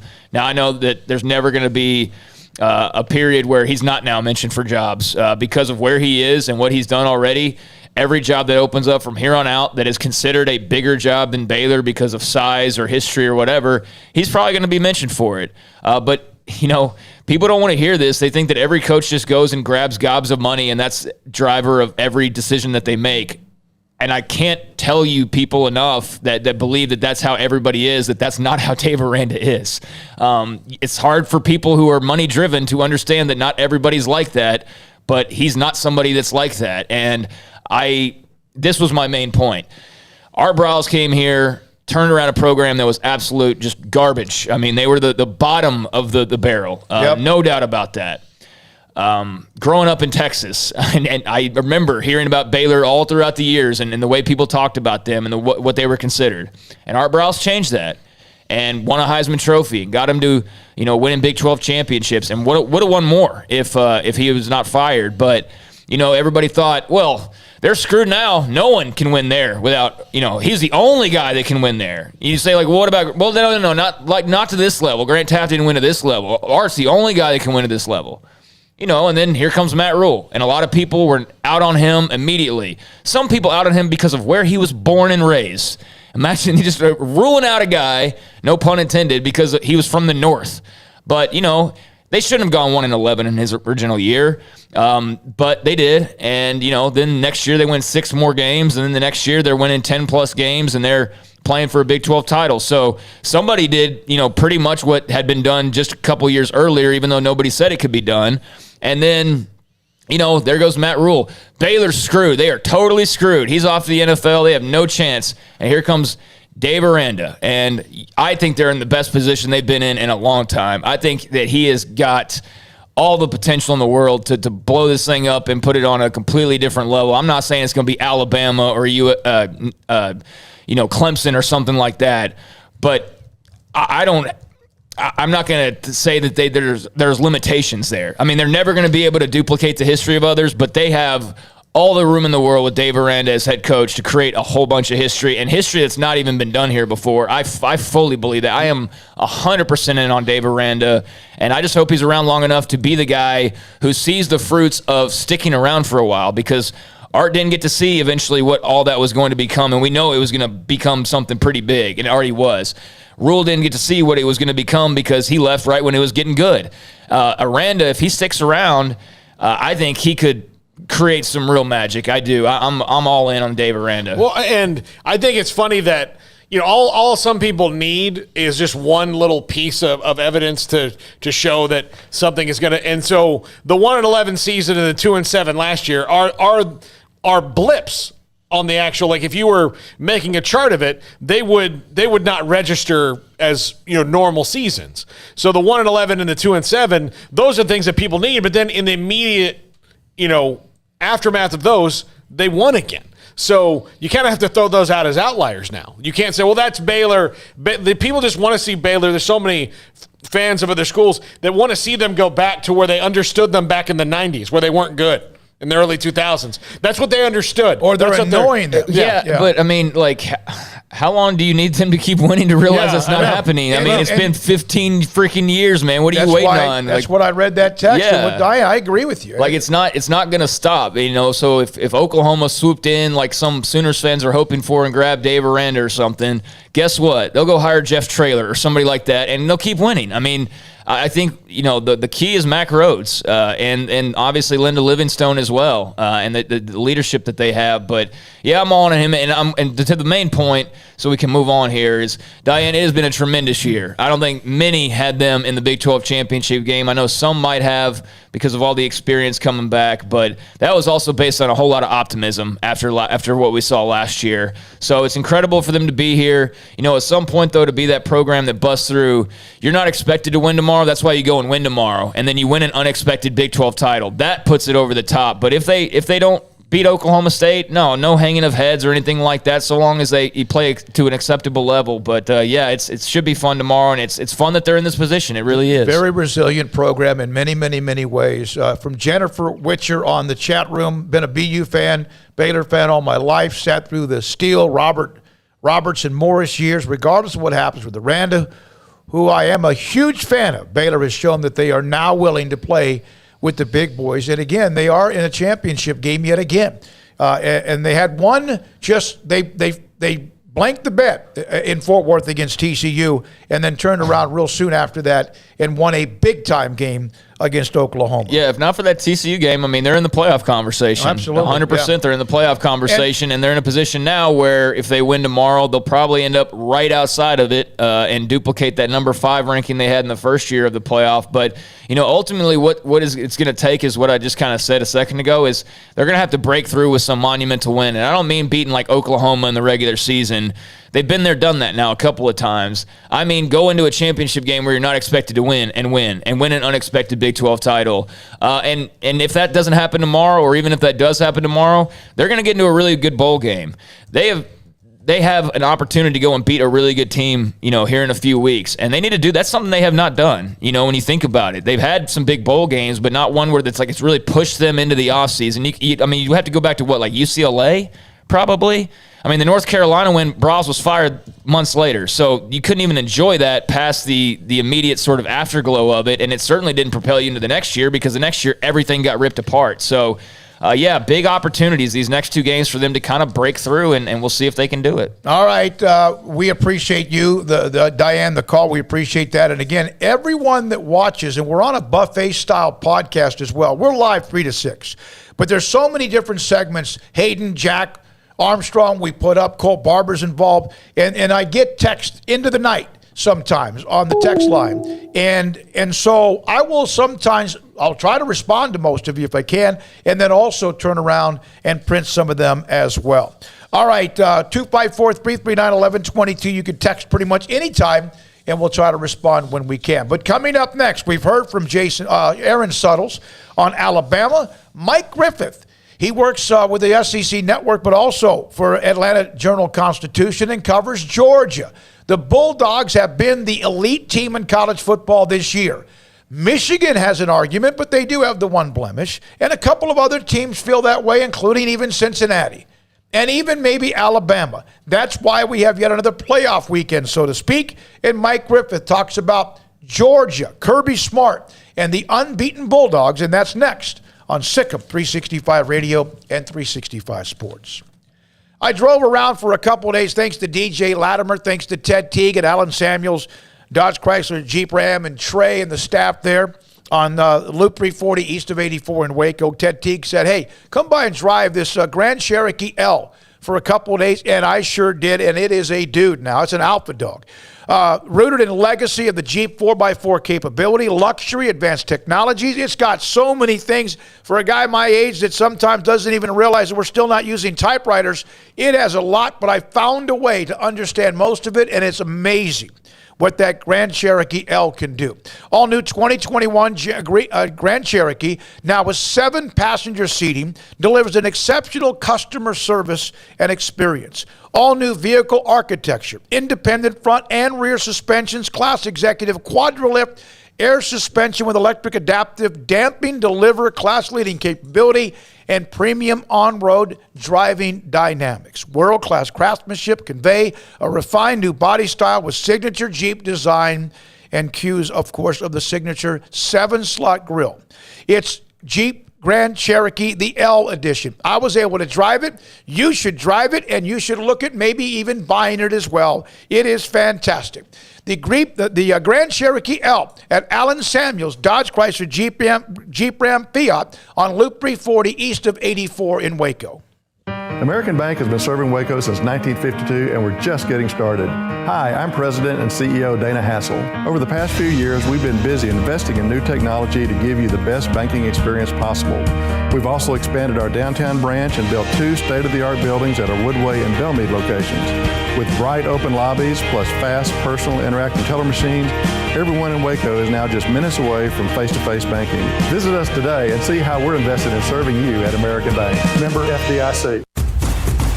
Hey, this is Bryce Petty, former starting quarterback and 2-time Big 12 champion, and I know firsthand the importance of being in top shape both on and off the field. So listen up, men. If you're feeling beat down day in and day out and looking for that high-performance edge that separates the men from the boys, then look no further than the Petty Clinic Low T in Waco.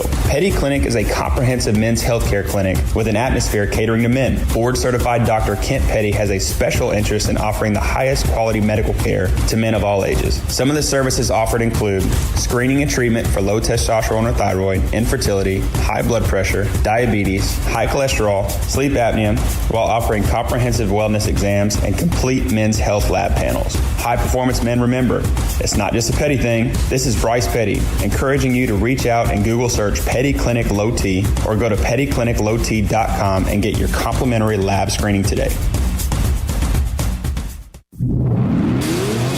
Masters of barbecue, kings of crazy good food, and the perfect sanctuary for sports, beer, and barbecue is Coach's XXX Smoke on Austin Avenue in downtown Waco and also on Highway 84 in McGregor. A menu filled with choices like a great offensive playbook, including 3 meat combos with sides, burgers, and sandwiches, wings, loaded giant spuds, and salads, crazy wings, chicken poppers, big boy fries, and smoking quesadillas, just some of their amazing appetizers. There's Coach Big Ol' Draft Beer, or order Zach's Spicy Bloody Mary or Coach's margaritas and mimosas while watching your favorite team play. Great pecan smoked barbecue, fun atmosphere with attention to detail, including a catering menu, and we'll quote your price to fit your budget. Coach's XXX Smoke on Austin Avenue in downtown Waco and walking distance to the great places to shop and enjoy, and also the original location on Highway 84 in McGregor. Great food, great price, great fun. Eat where the locals eat.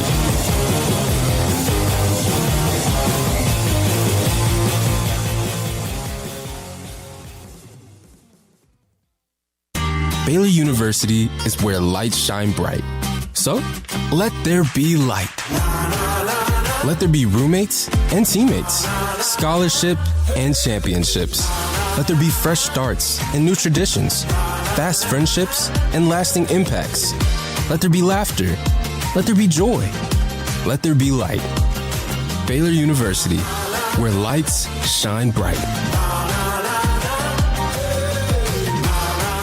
With so many companies and policies out there, it gets so confusing shopping for insurance, and I never know if I'm getting the policy that's right for me. Luckily, I met the team at the Notre Group Insurance Agency. With the Notre Group, you can go to one company and get access to coverage options from many insurance carriers, and you get to speak to a real person about your specific coverage needs. With the Notre Group, I know I'm getting the right coverage at the right price. If you need insurance, talk to the experts at the Notre Group at 1-800-258-8302.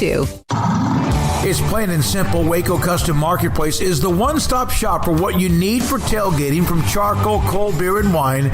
And, of course, customize your order with brisket, tri-tip, sausage, wings, smoked pork tenderloin, country style or pork spare ribs, marinated beef and chicken fajita meat, ground beef and chili, meat, hot dogs, and burgers, buns, seasoning, sauces, chips. There's fresh baked bread and kolaches every day, breakfast sausage links, and you can also customize your favorite cut of steaks from select, choice, or prime, bacon wrap fillets, ribeyes, New York strips, sirloin, T-bone, and porterhouse. Full service butcher shop includes pork, poultry, beef, chicken, and seafood, serving Waco restaurants and families since 1940. Your one-stop shop for beef, pork, poultry, and seafood needs. Waco Custom Marketplace, 425 Lake Air Drive, or WacoCustomMarketplace.com.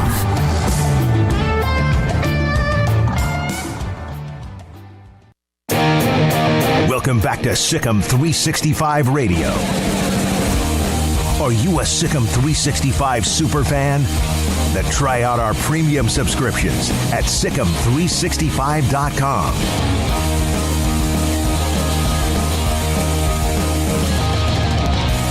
Well, the SEC championship game coming up on Saturday. Georgia, number one, basically from start to finish in Alabama.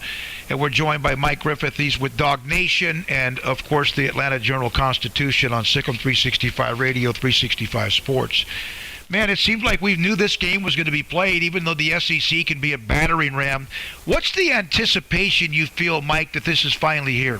Yeah, hard to say because, like you said, it's been pretty clear all year that these teams were on a collision course. I don't know if anticipation is the right word. Georgia's been contending for championships since 2017, and this will be the fourth time in 5 years they've played in the SEC title game. It's just kind of the next opportunity to play Alabama. It's the hump they haven't gotten over. So, but as far as nervousness or anxiousness, I just kind of feel like Georgia's been in this spot for a long time, and people are ready to see the game, and I think Kirby's ready to play it. Yeah, we saw Oklahoma State kind of slay that 800-pound gorilla, and we've seen some of that. Michigan did it with Ohio State. It's not like Georgia has been like nothing. They've been really good, but would that kind of be it if they do that on Saturday? Yeah, I mean, and this is the year to do it. I mean, Alabama's in a real big reload mode. I mean, they lost 6 first-round draft picks, and they're a pretty banged-up team right now. I mean, Georgia's 6.5-point favorite, and I think a lot of that's out of respect to Alabama for what they've done. You look at the teams right now, Georgia's much healthier, much more rested, seems to have the advantage in most areas. So, Bryce Young, he's a great quarterback. I think he gives Alabama a chance, but it's kind of a David versus Goliath, and it's Alabama that's on the David side for a change. Bryce Young was harassed, sacked, just beat up in their game with Auburn. I know it's a rivalry game, but if Auburn can do that, what will Georgia possibly do? Well, it depends on if Georgia's willing to play that aggressive of a scheme. I mean, Auburn took a lot of chances to do that, playing man coverage and not a lot of too deep. I mean, it was a very aggressive scheme, and, Jameson Williams got ejected in the second quarter for targeting, so Auburn didn't have to contend with 2 receivers the second half. Georgia's defensive front is better than Auburn's, but Georgia plays a little bit more conservative on the back end. They're not risky. They don't want to give up the big play. If they have to get aggressive and go after Bryce, they certainly will. They'll pick their spots, but I don't know that I'd necessarily draw a parallel. Auburn was kind of playing with nothing to lose, whereas Georgia's kind of playing with everything to lose. Kirby Smart has been gaining, and coming up with great classes in recruiting. He came from a place that they basically almost owned that for a long, long time, but Georgia's been getting unbelievable commitments and players and stars or whatever. If, in fact, they do win, does this start possibly the beginning of a new era for Georgia football? Well, I don't know. I think the Kirby era has been pretty good so far. They've got 4 top 10 finishes in the last 5 years, and like I said, they've won the East. They ran into a dynamic LSU team. It was just unbelievable, really. Yeah. A couple of years ago in 2019, and then they kind of had Alabama beat in 2018. 2017 they did win the SEC, but Alabama got in and got a bye at that. Didn't even have to play in the conference championship game. He got to get to the playoff. That was, that's one for the ages, right? With the College Football Playoff Committee. 2018, they put Oklahoma in ahead, even though Oklahoma's defense was about 110th in the country, and they were behind Alabama 28-0 in 16 minutes. That was another one of the College Football Playoff Committee you could second guess. So Georgia's kind of been on the verge for a while. I don't know if anybody is going to dominate like Alabama has. I mean, you see Brian Kelly going to LSU. I mean, that's a game changer. You see Jimbo now.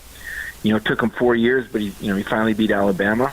Albeit they lost a lot of other games they should have won. But Jimbo Fisher is, certainly he's going to be. Mike Leach is beating some teams. Speaking of, beat Jimbo Fisher. In fact, I think he's won twice at College Station. And Ole Miss, right? Ole Miss ended up being the third best team in the league with 10 wins. So I don't know that I'm ready to say anybody can just dominate. I mean, Tennessee, Josh Heupel. Georgia should be on top of the East for a while. 2 or 3 years, I'd say, because of the recruiting you mentioned. But I'm not ready to say anybody's going to have the sort of dominance that Nick Saban and Alabama have had, the last, I guess it's been 12, 13 years now of this.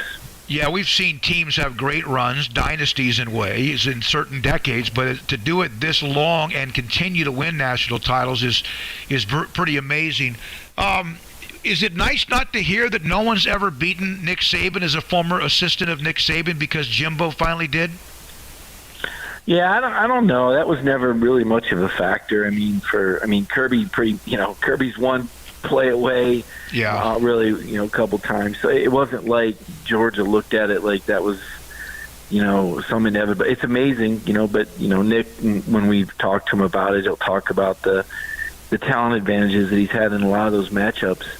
It was good. This is this isn't a typical Alabama team. I mean, this is a down year, and A&M caught them really early while they were. They were really, really young back then. I'm still trying to figure out, did A&M use up all their points in that game? Because their offense just.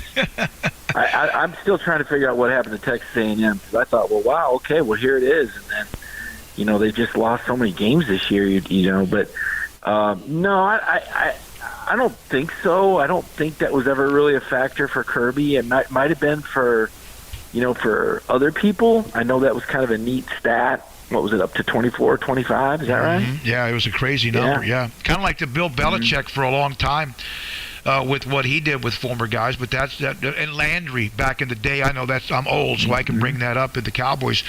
Obviously, Georgia started out with that win, that just street fight against Clemson. Clemson's offense struggled. Isn't it amazing? And everyone thought that would be a great game, and it really was, although Georgia, in the way, was the best team, no question, that was the closest anybody would get when you play in the SEC? Yeah, the schedule's worked out pretty well for Georgia this year. In the past, it hasn't.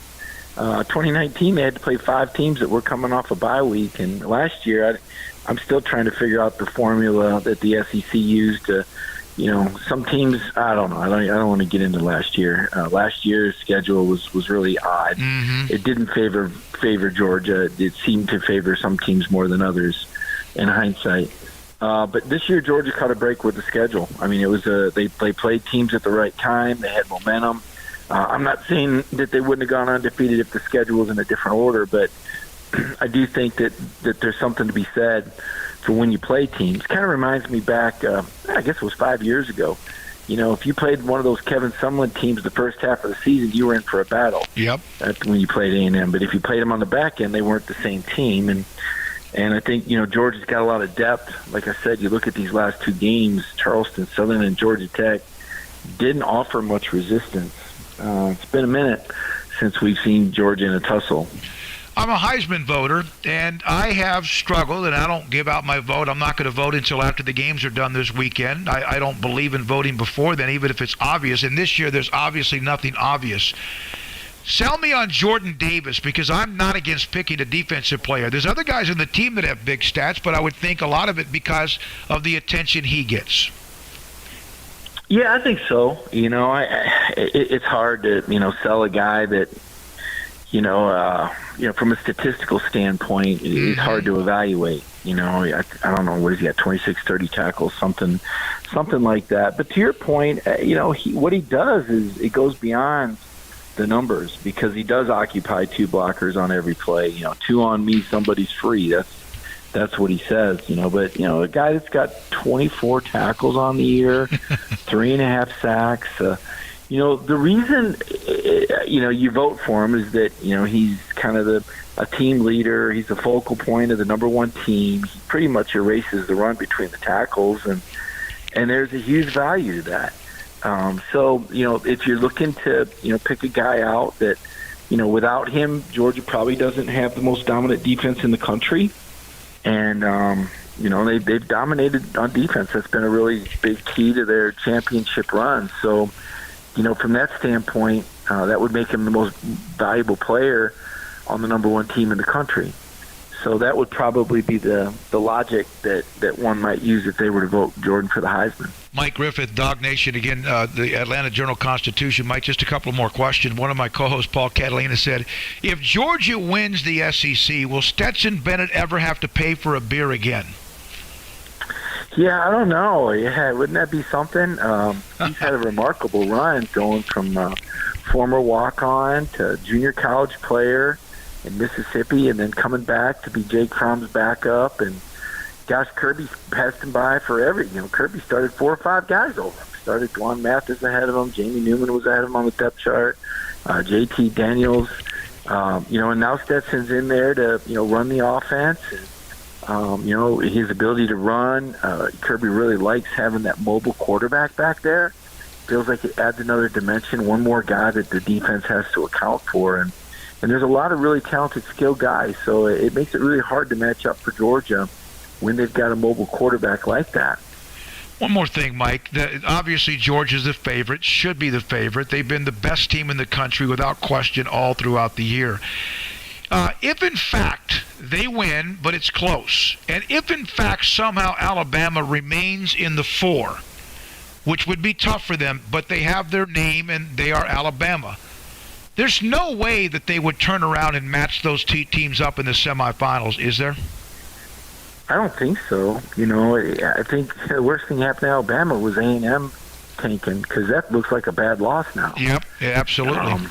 I can't imagine keeping a 1-loss Oklahoma State out or a 1-loss Notre Dame out, for a 2-loss Alabama. I don't think that can happen. I don't see that happening. Regardless, if Alabama wins, they're in. Georgia's probably in. Then we got to see what Michigan and Cincinnati do. I kind of wrestle with Oklahoma State and Notre Dame. Oklahoma State, the Big 12 is just, they haven't won a college football playoff game yet. That's what you say. It is what it is. And I guess it was one year, though, where TCU got knocked out right at the end when it looked like they were going to go into the college football playoff. I don't put anything past the college football playoff committee. Yeah, so, you and I can sit here and rationalize what should or shouldn't happen, but Kirby Smart said it best in 2018. They can change the metrics that matter every year. They can move the goalposts it's one of the craziest systems I've ever seen, frankly. Yep, it is. It seems like every time one of those guys who's a spokesman's moving their lips, it's like politicians in a way. That 14, you had TCU and Baylor. TCU was 3rd. They win big. They end up 6th. Baylor stayed behind TCU most of the year and had beaten them straight up. And Oklahoma has had some bad ones. Obviously, the game with Georgia was a hell of a game recently, but they need a win. The thing about the conference this year, the Big 12, is they are playing. There's a lazy narrative about, they used to have the 50 to 45s. They're the ones now playing really good defense. And so maybe if somebody gets in, that's the possibility if Oklahoma State beats Baylor coming up on Saturday. That's the word. They say that Mike Gundy's got a good defensive team. So there's part of me that would be curious to see how they would match up. And if that's, I think a lot of Coach Aranda, I'll tell you that. I was really glad to see Baylor locking Dave Aranda up. I thought he was going to LSU, and man, that's a slam dunk for the Bears to keep him. It's amazing the job he's done, and what a man, what a unique individual he is. Good Lord, he's Riverbend Liquor and Wine, Lakeshore Drive at North 19th Street here in Waco. A hidden gem. Look, I was in there the other day, and I'm always amazed at the level of customer service they provide. 3 different people in there for different things. A couple guys in there that were whiskey connoisseurs, and believe me, if they're whiskey connoisseurs, they walked into the right place. Riverbend Liquor and Wine has all the best high-end bourbons from Bardstown or Buffalo Trace, Garrison Brothers, tons of stuff like that. They had all the new Balcones ZZ Top stuff that just came out. Unreal customer service, and they helped them with that. There was a lady who was trying to buy a bottle of wine, and she didn't know what to get. They helped her with that.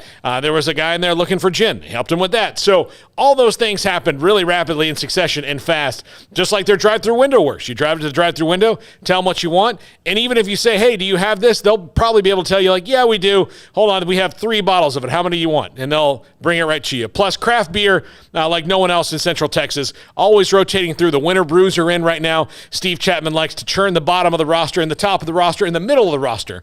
The whole roster of beers always gets churned at Riverbend Liquor and Wine. Check them out, Lakeshore Drive at North 19th Street in Waco, or find out more on Facebook and Instagram. Get an early start with the Big Finish sales event going on now at Allen Samuels with the new 2021 Ram 1500 Lone Star Quad Cab. Ram, the winner of the prestigious J.D. Power's Initial Quality. The 1500 Lone Star Quad Cab offers style and dependability for any job. It's the Big Finish sales event going on now at Allen Samuels, 201 West Loop 340 in Waco. Come by, let's be friends. See dealer for details. All offers have credit requirements. Hey guys, sports betting season is in full force with football season entrenched and the NBA and NHL underway and the Major League Baseball playoffs. You need a sports book with integrity and longevity like BetUS.com. BetUS has been pioneers in the sportsbook industry for almost 3 decades, thriving and paying their loyal customer base. That's BetUS.com, and they have loads of bonuses like ours at BetUS.com. 125% bonus on promo code SICK'EM125 or a 200% bonus if you use crypto on promo code SICK'EM200. BetUS, known as America's favorite sportsbook. NFL, college football, MLB, UFC, PGA golf. They've got it all at BetUS.com. So go to BetUS.com today and use promo code SICK'EM125 or SICK'EM200. That's BetUS.com, promo code SICK'EM125 or SICK'EM200. You want to know why Stonewood Dental is so successful? Listen to what happy customers have to say. It's pleasant. It's different than any other dentist office. I really feel like they care. And it's not that you're here for 2 hours waiting on someone to take care of you. It's quick and easy, and I bring my kids, and my kids love being here too. They really love the treasure box. Staff is really nice and accommodating, real friendly.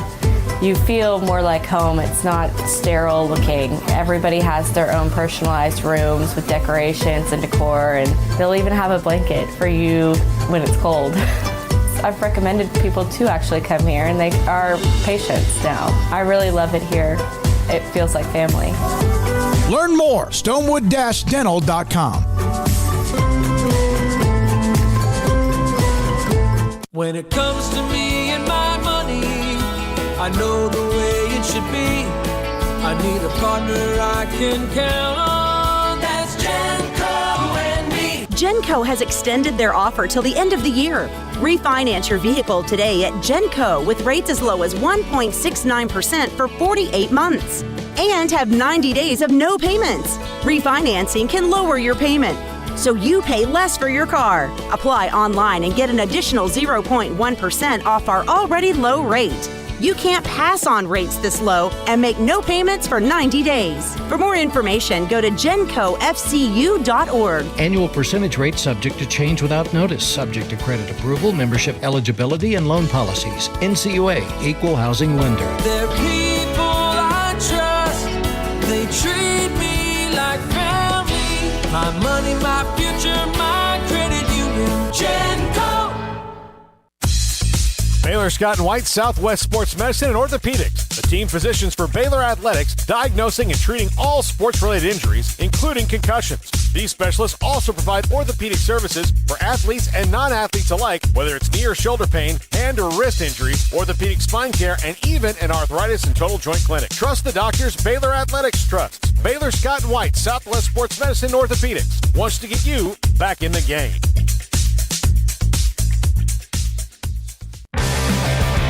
Welcome back to Sikkim 365 Radio. Third and goal. Here's Shapen into the end zone, and how about that swagger? Another touchdown pass for Shapen. Ben Sims on the receiving end of this one. It's time for our weekly segment with Sam Bradshaw of Sikkim365.com. Now here's David Smoak, Paul Catalina, and Craig Smoak. 5 o'clock hour, Sikkim 365 Radio and 365 Sports. We're now joined by S11, Sam Bradshaw, football X's and O's analyst. Every week on Fridays, other than when he delivered a baby, we have had Sam available to us. So, Sam, statistically, we know what happened the last time they met in Stillwater. Even with 3 turnovers, Baylor lost the game. Time of possession, rushing yards, all of it. Your thoughts about how can Baylor improve on what are the things that they didn't do well in Stillwater, Oklahoma? Thanks for having me on. And there's a lot going into that game in Stillwater. First and foremost, that night Baylor was not nearly as physical as you've seen them be. Particularly their guards got pushed around on the offensive side. And defensively, their defense on the edge on a lot of those early running plays in the game was not there the way we've seen it be there basically ever since.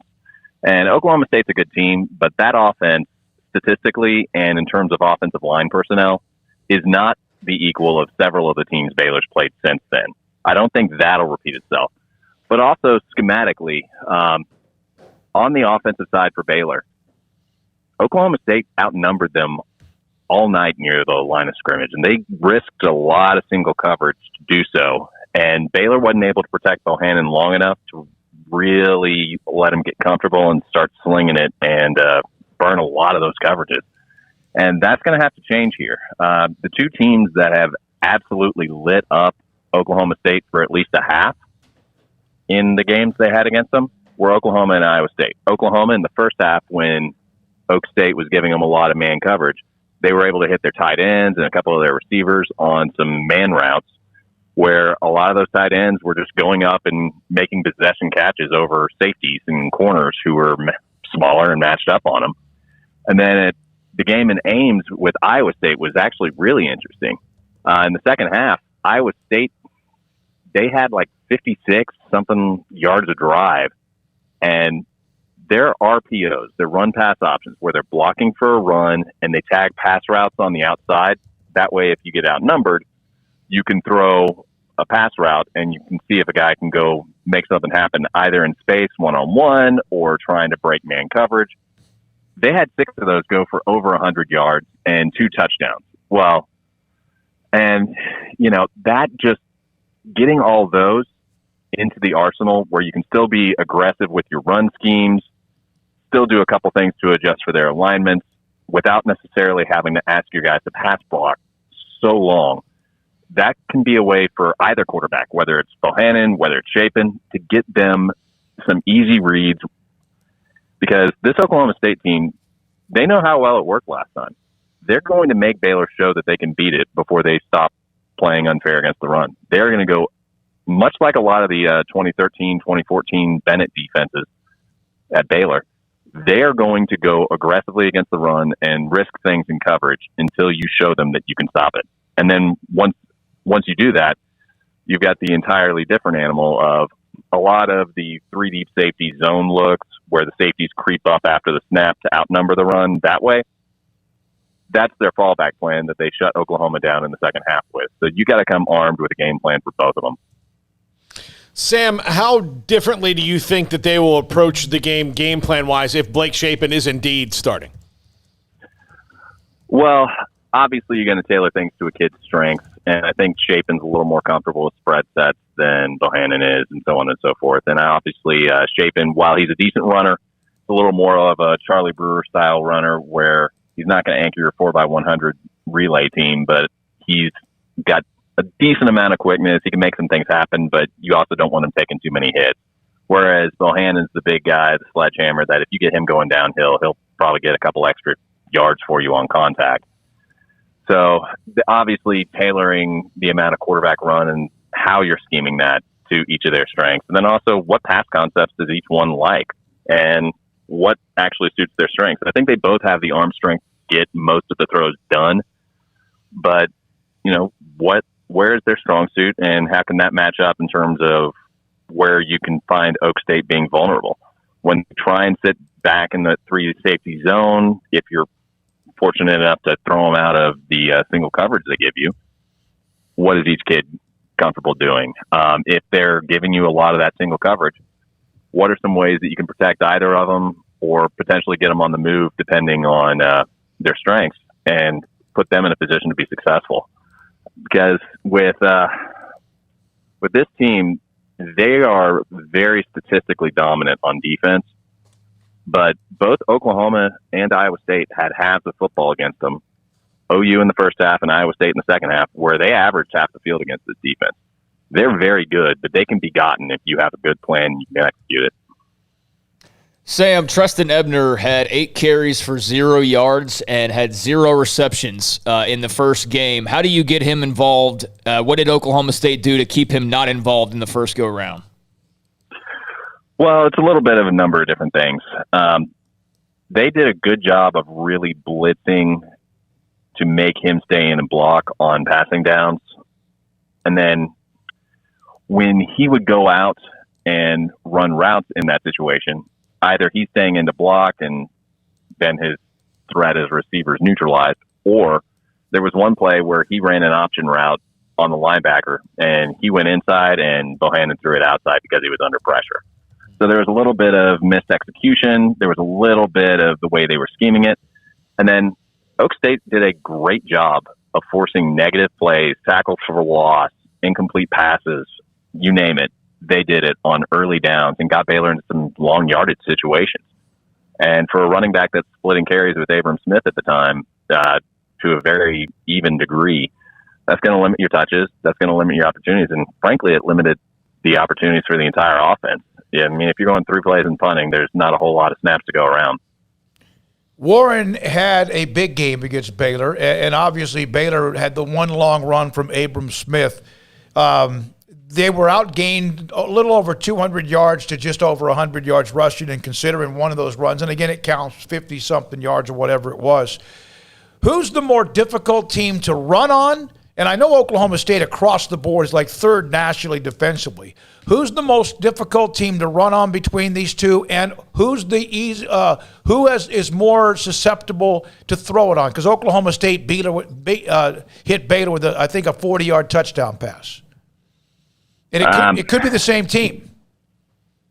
Well, I think the team that's I think the way they're probably going to scheme it, if the X's and O's on both sides of the ball are similar to the first game, Baylor's going to sit with their secondary back and really try and ask their front to hold up against the run. So on an individual man-for-man basis, Baylor's probably got better anti-run personnel up front. I mean, they're the ones with the 340-pound nose tackle. You got Gabe Hall. You got DJ Franklin. You got several other guys up front that can really hold up against the run for you. But Oak State plays so aggressively against the run. They've got really good personnel as well, and they're going to put until you throw them out of it, they are going to be aggressive. They're going to do everything they can to get you off balance, get the ball back to their team as quickly as possible. They're not going to be content to sit back. And I think they kind of got dragged kicking and screaming into doing that against Oklahoma after a half of doing what they do and not being able to hold up against Caleb Williams throwing jump balls to his tight end. They started backing off, playing a lot more conservative like Baylor and Iowa State had done to Caleb Williams. And then they held Oklahoma to like 18 yards per drive in the second half, and that includes a 56-yard scramble where they went back to man coverage in a 2-minute drill situation. So nobody was looking at the quarterback. I think I think that it's going to be tougher for Baylor to run in this game, and it's going to be I think Oklahoma State's going to be easier to get a big passing play on, and I think that has more to do with how they're scheming it rather than the individual personnel, because I think Oklahoma State's probably got better corners, and I think Baylor has better interior D-line. Sam, how do you pick this game tomorrow? Right now, I've got it 24-20 Oklahoma State. I don't think there's going to be a whole lot of drives, but I think you'll be able to have some things go pretty well. I think they'll have a better game plan, and I think, assuming Baylor's guys are over the flu, I think you'll have a lot more of. I think they'll be a lot more physical in the trenches on both sides of the ball. I think they'll be able to limit the Oklahoma State run game, and then that'll free up some resources to try and keep Tay Martin in check, because Tay Martin's probably the best receiver in this game. And then you'll see if you can get a turnover or two off Spencer Sanders. And I think on that side of the ball, it'll go about that way. But you're also talking about a defense that brings pressure from a lot of different angles. They throw a lot of different coverages at you. They'll be in Tampa 2 zone one play. They'll be in man coverage the next. They'll be in quarters. They'll do just about everything to you. And they do a lot to muddy up the works with your run schemes. Just even with Brock Martin, their little Leo defensive end hybrid DN linebacker position, they'll put him like about 2.5 yards off the ball in front of either guard and really just try and mess with your ability to get double teams and then find creases off of that.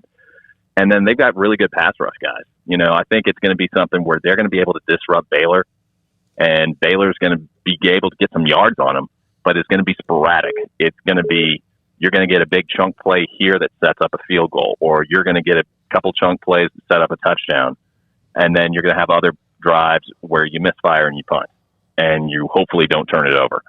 I like what I saw from Shapen the last couple of weeks, but what concerns me is there's been a few plays where he's made the right read, but the throw is just late and it almost got picked. There were like 2 or 3 of them against Tech, one of them against K-State. He's got to have that in check, and they've got to have a plan, whether it's using motion, whether it's using formations, whether it's using any number of tricks like that to give him some more information on what Oak State's doing before the snap. Because the last thing you want to have is a guy making a second start against this defense, having to diagnose it with very little going on, and allow Jim Knowles to play games with the quarterback's head. That's not a recipe for success. Sam, we've seen Dave Aranda be very aggressive on 4th downs and just certain situations. I mean, he goes by what the analytics tell him to do, and it's paid off for him for the most part this season. I remember in the Oklahoma game in the build-up, you said that field goals weren't going to matter in that game, that just throw that out the window. You needed to score touchdowns to beat Oklahoma. Is this a game where field goals come into play in your mind? Is it just about getting points if you're the Baylor offense? I think it's about getting points, but, you know, it really comes down to possessions for me. I'm always a guy that I'm looking at it from the standpoint, if I have a chance to kick a field goal and make it a 2-possession lead, that's what I'm going to do. If I have a chance to get a touchdown in order to do that, then I'll go for it, you know. Because if I'm up 3, I'll probably go for the touchdown because I want to make it 2 possessions. I want to make it to where they have to have the ball that many more times. With what you got with Aranda, I think the big change that's going to come with this game is Oak State is very smart about your tendencies. They're very smart about what you want to do. They know that Baylor's willing to run the ball on 3rd and 8, 3rd and 7 in order to set up a 4th down play. So I think Baylor's going to have to throw it a little more on those downs, knowing that Oak State's going to camp out on it in order to set up those 4th down plays that you're hoping to convert, in order to set up your analytical shots to steal an extra possession by getting a 4th and short conversion. So it's going to take a different tack, but I think they'll be in a good shape. Sam, thank you, man. Appreciate you as always. And hopefully, wherever they are and whoever they play, whenever they play, we'll have you on the week of the bowl game as well. It's good to know that there will be one. That's Sam Bradshaw, S11, Twitter. Also, Sikkim365.com, football analyst, with us breaking down the X's and O's. It's very, very thorough. We appreciate his time. We got some potential breaking news when it comes to the Miami athletic director search, which could affect a head coaching search.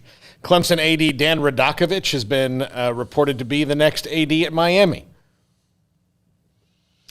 Is reported to be, or reported to be one of the names? Reported to be. I mean, I think, it's depending on who you see. But okay, because I'm reading Ross Dellinger. He said Miami's reached out to several high-level Power 5 ADs with contract offers that would make them the highest paid in the industry, $3 million a year plus.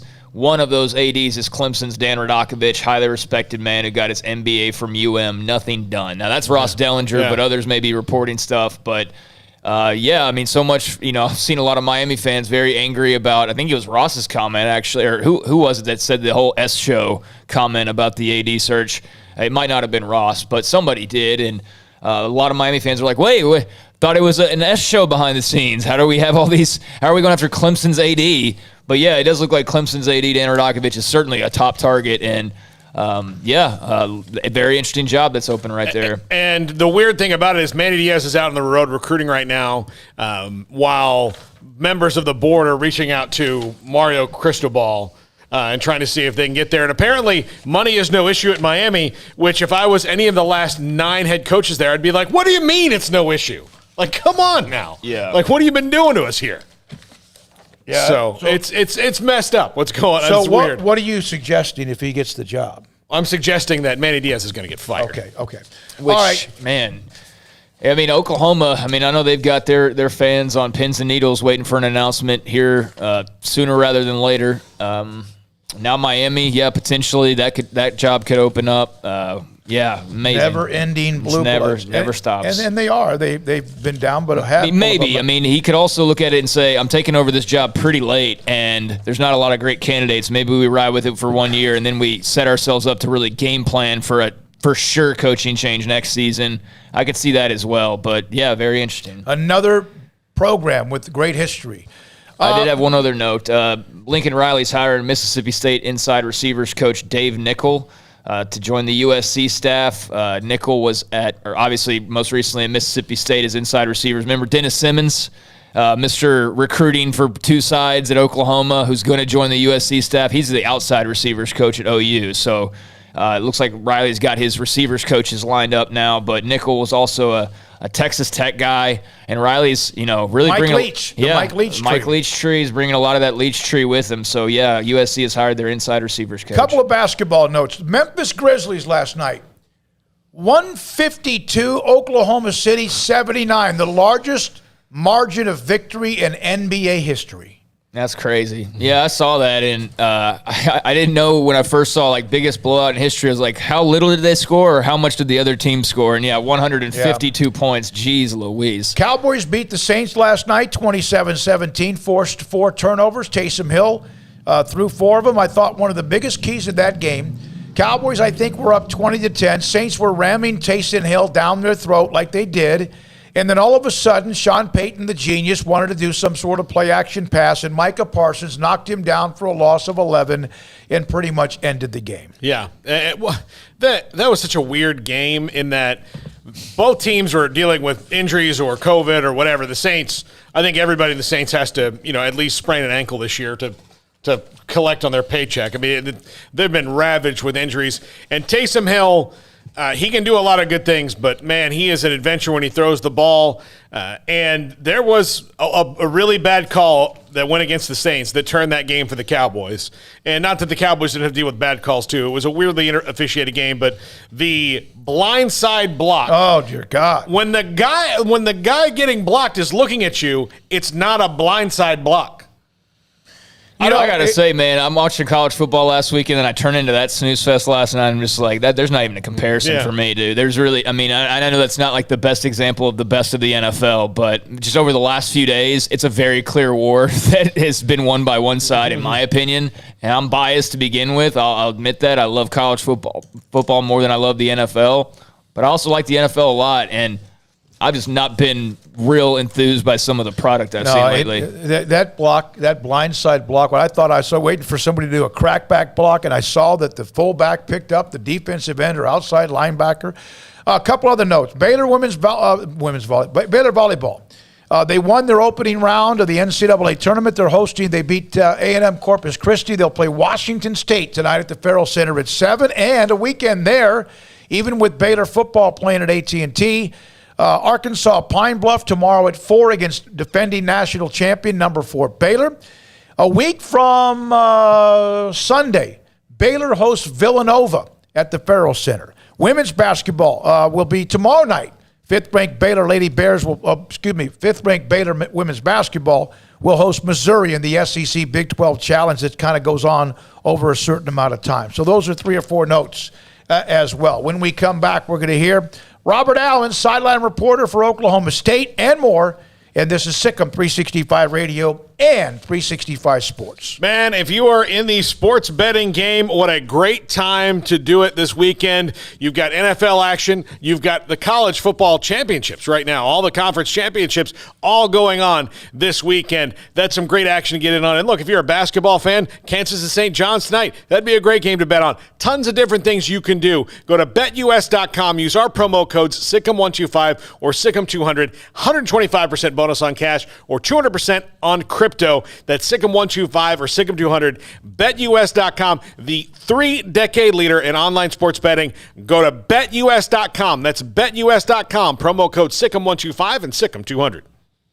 It's Baylor football season, and as always, Berg Colgin Ford supports the green and gold. Hi, I'm Mark Stewart with Berg Colgin Ford. It's time for team celebrations and BU touchdowns. Berg Colgin Ford is your home team when it comes to trucks and tailgates. Ford has the perfect truck for you to host a top-ranked tailgate party. Here's to a winning season for our hometown Bears. Visit us anytime at bkford.com. Buying made simple at BK Ford. Sick 'em Bears. Brad Boozer Jeweler, joins us on Sikkim 365 Radio. This is it. This is when you're going to sell something in May. You have Mother's Day. You have Easter. You have things that go on, weddings. But this is a great time for your business. Exactly. And one other thing we do that a lot of people don't know is we buy jewelry, heirloom pieces, gold, silver bars, gold bullion, watches, anything you may have that you want to. If you don't want to use it and remake something like I did in a state yesterday, and I looked at 35 pieces, well, they're probably going to sell me back 30 because it's something they're not going to wear, nothing to use. So if you're looking to get a few bucks or to sell something or something you just don't wear anymore, I make my wife go through her jewelry box about every 6 to 8 months, and the things that she doesn't wear on a daily basis, this sounds horrible, but I take away from her, and then I'll put my estate counter, but then that gives me the chance to rebuy her something new moving forward. Instead of looking down 20 years down the road and you have 300 pieces of jewelry, it's something to refresh and make her buy something new along the way. You want to know why they're successful? Brad Boozer, the owner of Boozer's Jewelers on the corner of Valley Mills and Lake Air in Waco. Hey, this is Bryce Petty, former starting quarterback and 2-time Big 12 champion, and I know firsthand the importance of being in top shape both on and off the field. So listen up, men. If you're feeling beat down day in and day out and looking for that high-performance edge that separates the men from the boys, then look no further than the Petty Clinic Low T in Waco. Petty Clinic is a comprehensive men's healthcare clinic with an atmosphere catering to men. Board-certified Dr. Kent Petty has a special interest in offering the highest quality medical care to men of all ages. Some of the services offered include screening and treatment for low testosterone or thyroid, infertility, high blood pressure, diabetes, high cholesterol, sleep apnea, while offering comprehensive wellness exams and complete men's health lab panels. High performance men, remember, it's not just a Petty thing. This is Bryce Petty, encouraging you to reach out and Google search Petty Clinic Low T or go to pettycliniclowt.com and get your complimentary lab screening today. At Ideal MRI, we feel blessed to be part of the Waco community. We're a small family business here in Central Texas. At times like this, the cost of healthcare has never been more important. And unfortunately, significant illnesses and injuries still occur. And that's why Ideal MRI is open and here to serve you through this difficult time. So if you need an MRI, ask your doctor about Ideal MRI. You can schedule online in minutes at idealmri.com or call 833-IDEAL-MRI. One size fits all. That may be all right for an adjustable belt or cheap sunglasses, but when it comes to your financial needs, no one wants a one-size-fits-all strategy. Ben Erlinson, your Edward Jones financial advisor, knows that his most important goals are yours. That's why he takes the time to understand your needs, knowing you. That's how Edward Jones makes sense of investing. Ben Erlinson, 100 North 6th Street in Waco, 254-759-8533. Edward Jones, member SIPC. In Texas, there's pea-size hail and baseball-size hail. Guess which one hit our house? We didn't even know where to begin, but we called our Texas Farm Bureau insurance agent, and he was so reassuring. He knew exactly what to do to get our house back into shape and our lives back to normal. Now, we're even more thankful for the roof over our heads. Stop by and see our agents at one of our 3 McLennan County locations. Coverage and discounts are subject to qualifications and policy terms and may vary by situation. Welcome back to Sikkim 365 Radio. The 5 o'clock hour is sponsored by Edward Jones Investments with financial advisor Tom Albers, staying in touch with you and your money through these difficult and changing times. Edward Jones, making sense of investing.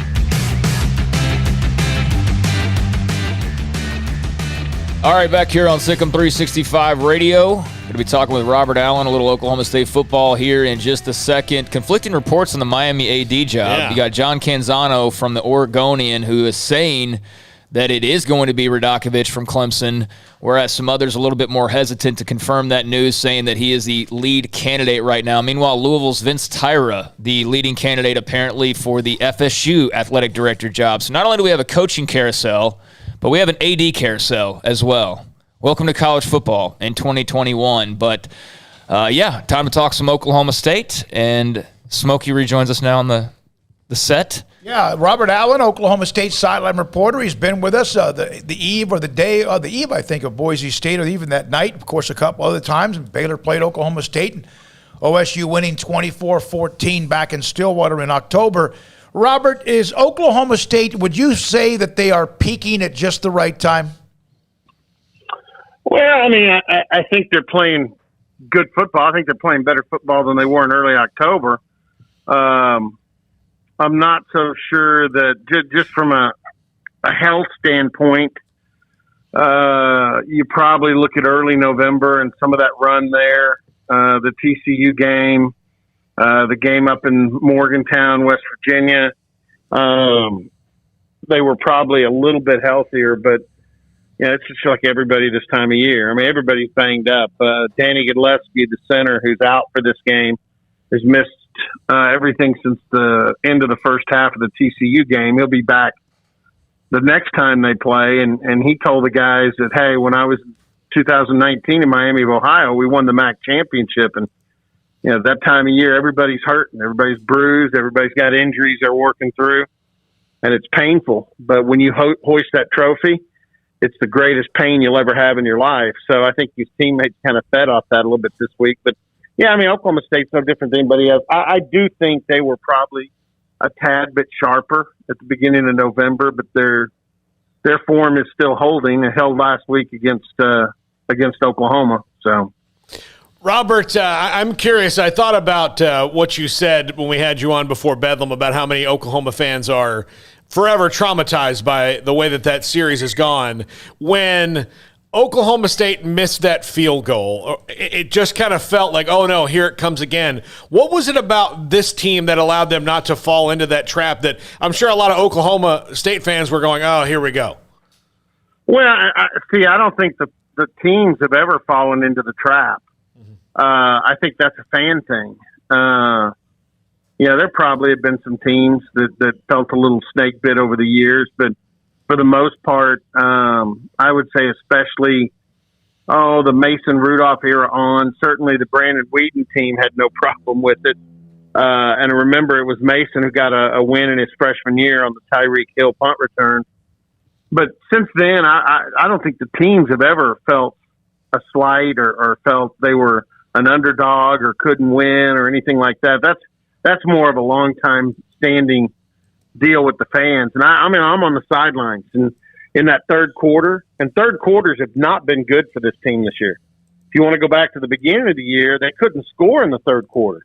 I mean, I don't think it was till game 5 or 6 that they put a touchdown up in the third quarter. So for that reason, and then the third quarter in Bedlam was it was an offensive problem, but it wasn't not scoring. It was helping OU score with the fumble in the end zone that was recovered by Cole Birmingham for a safety, and then on special teams, the punt that was muffed by Presley that OU recovered for a touchdown. Even after all that, you had defensive guys, offensive guys looking at each other saying, don't worry, we got you, we'll pick you up. The defense pitched a shutout in the second half. OU did not score an offensive point in the second half. Came close.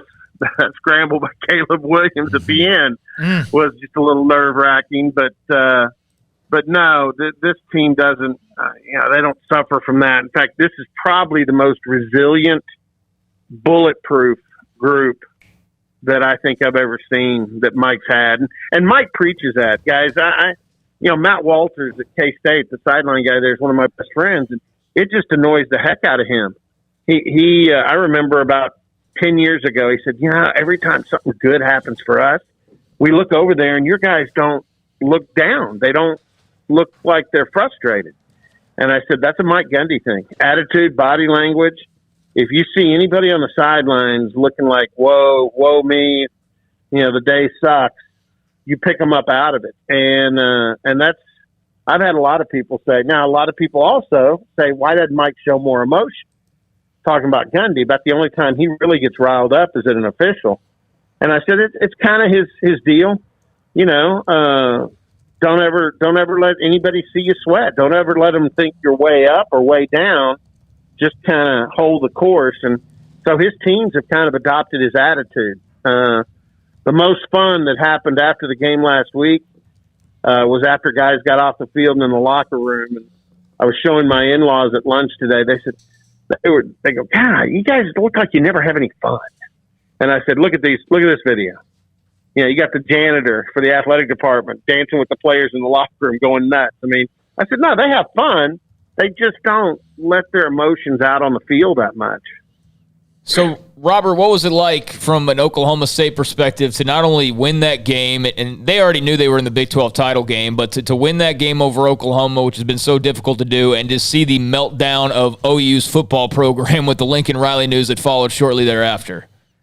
Yeah, it's been a weird week in Stillwater. Some fans have been a little bit ticked off because, and you got Dean Blevins, the former OU quarterback, who I like Dean, but he wears his emotions on his sleeve. And, this whole week, OSU may have had about 20 seconds of mention on the CBS affiliate in Oklahoma City. The rest has been OU meltdown and coaching search. But some fans have been frustrated about it. Some are relishing it. It's almost like, who cares if they don't talk about us?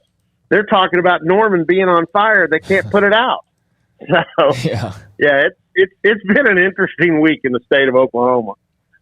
Robert Allen, sideline reporter for Oklahoma State, with us on Sikkim 365 Radio, 365 Sports, on the eve of Baylor and Oklahoma State up in Arlington. Robert, what scares you about Baylor that they did not do last time that you're worried that they might do this time?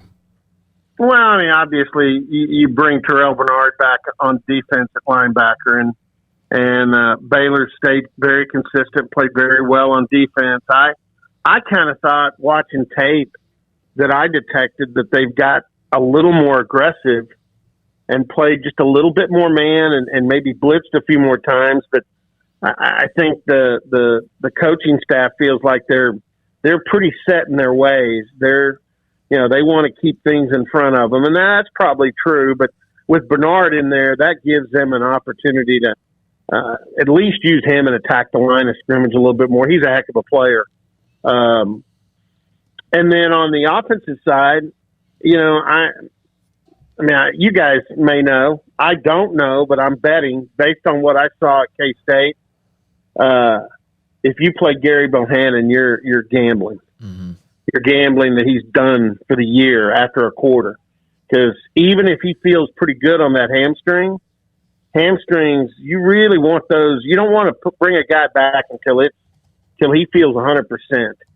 And that looked like a bad hamstring. Now, that said, the backup scares me. Blake Shapen, who he reminds me of, guys, a little bit with his demeanor and his swag? And I hate to say it. Believe me, I hate to bring these two words up. But he reminds me a little bit of a young Baker Mayfield. Yeah. And now he may not be the runner that Baker is at times, and maybe they haven't shown that because they've got to protect his health when they know Bohannon's not available. I don't know what's behind Shapen, but just the way he acts on the field, the way he has command of what's going on, I don't think this kid. I don't think he's as young as you want to think he is.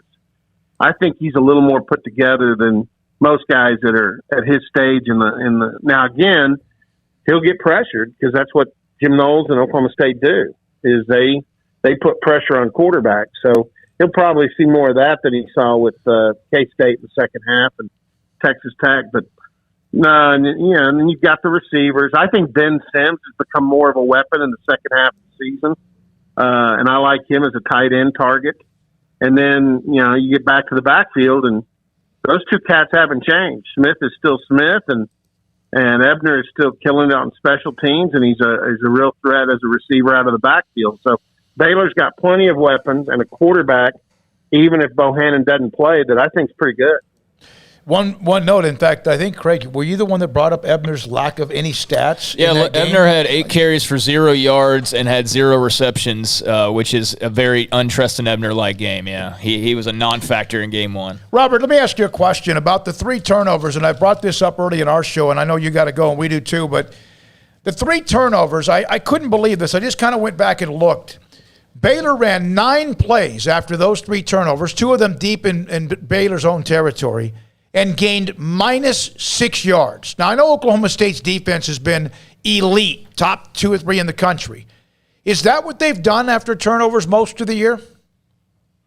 This team, the defense, one of the things they've been the very best at has been sudden change. They have been the offense's best friend.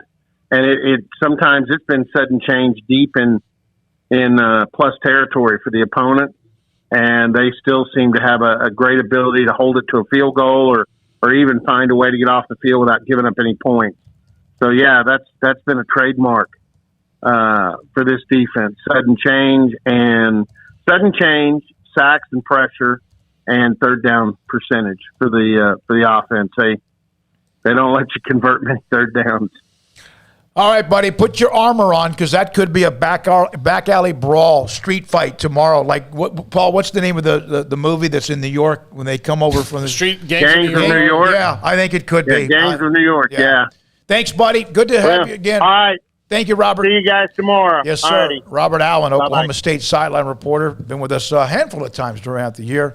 Appreciate him amazing very, very much. That you guys said the movie with the fight in New York, as though that's like random, and y'all were just like, oh, Gangs of New York. Like, it's like been a 1,000 movies of fights in New York in the last year alone. Smokey's only seen about 22 to 28 movies in his whole life, so I was just taking things out of. No, that's maybe I don't know if that's the most violent movie I've ever seen in my life, but it's pretty close to it. It's very, very close to it. Who's in it? Leo and Daniel Day-Lewis. Yeah. Daniel Day-Lewis. John C. Reilly. Billy Cameron the Butcher. Diaz. Billy the Butcher's a great character. Yeah, it's unbelievable. That's a violent.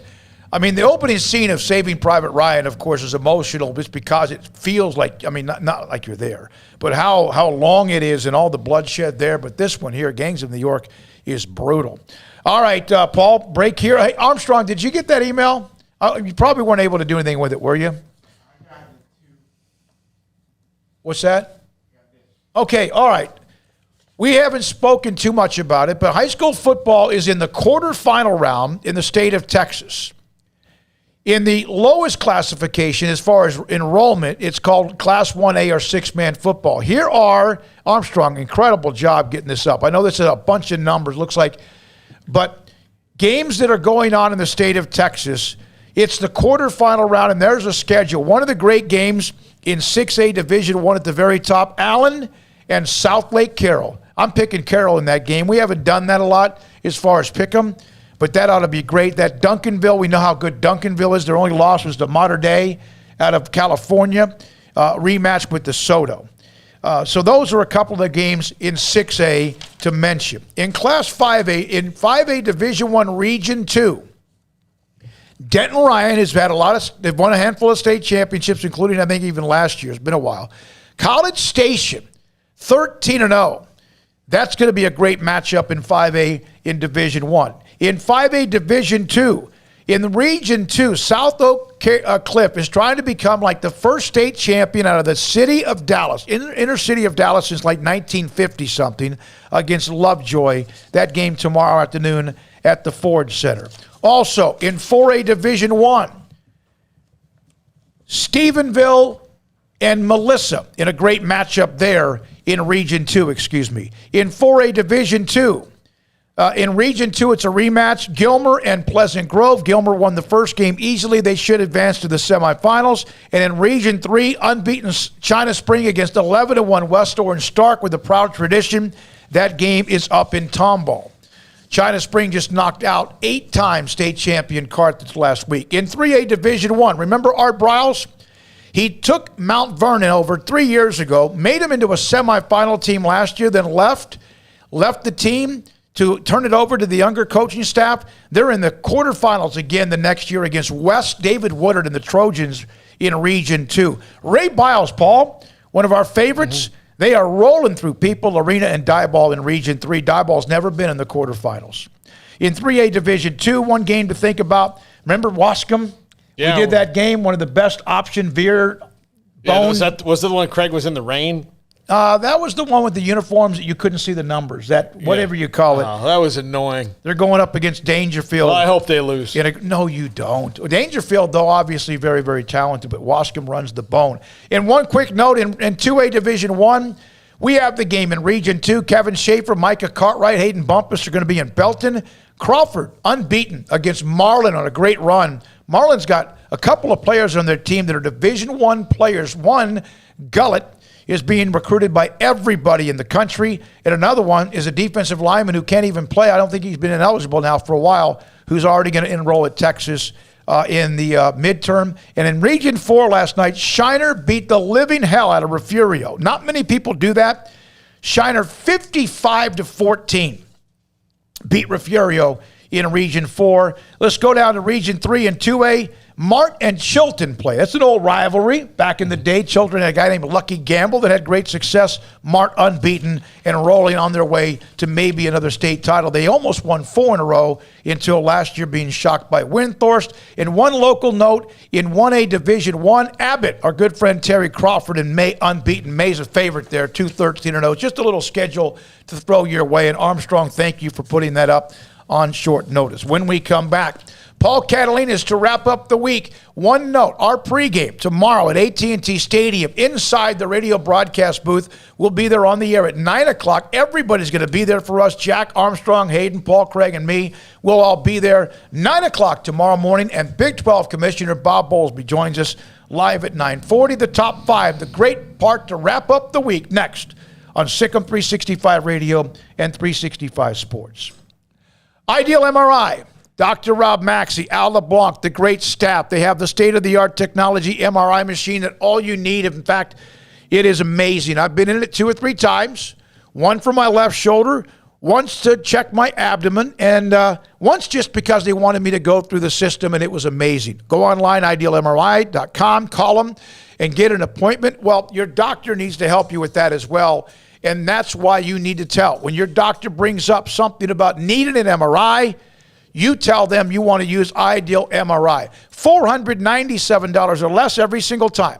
Not $497, then $1,800. $497 or less every single time. They'll also help you offset that when you can with your insurance paperwork as well. Dr. Rob Maxey, Al LeBlanc, and the great staff of Texan specialists. IdealMRI.com in the Central Texas Marketplace off I-35 in the Access Road, Loop 340 in Waco. From the first workout to the last practice, sports is an incredible and rewarding challenge. Hi, everyone. This is Dan Ingham with the First National Bank of Central Texas, and we're proud to support each athlete, every parent, and our educators. From families, small businesses, to the biggest industry, we're here to help. With remarkable products like mortgage lending, we've got banking ideas that fuel big dreams. The First National Bank of Central Texas. Familiar faces making local decisions. Member FDIC, Equal Housing Lender. Stepping into a new pair of boots is great, but stepping into the boots of a U.S. Army officer can also add confidence and leadership skills to your son or daughter's career path. There are more than 150 occupational specialties to help them find the best fit for their future. See all the things your son or daughter can achieve in our boots at GoArmy.com. U.S. Army Waco Recruiting Company, 254-598-8131 or 254-776-1543. Baylor University is where lights shine bright. So, let there be light. Let there be roommates and teammates, scholarship and championships. Let there be fresh starts and new traditions, fast friendships and lasting impacts. Let there be laughter. Let there be joy. Let there be light. Baylor University, where lights shine bright.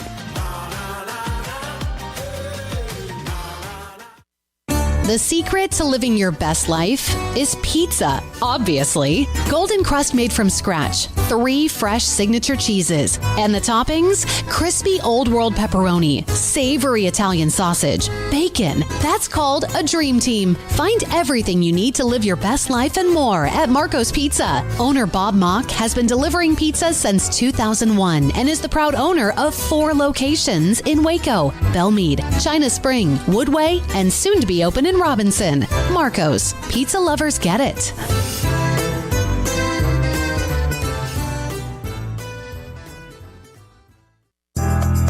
Riverbend Liquor and Wine, Lakeshore Drive at North 19th Street in Waco is a hidden gem. They've got a great selection of spirits, wine, and the most extensive selection of craft beer in Waco in their gorgeous walk-in fridge. And they have an amazing array of high-end bourbons like Pinhook, Weller, Buffalo Trace, Brush Creek, Hotel, Garrison Brothers, Thomas S. Moore, Hooten Young, and Bardstown. Great customer service and a convenient and speedy drive-through window. Riverbend Liquor and Wine. Find out more on Facebook and Instagram.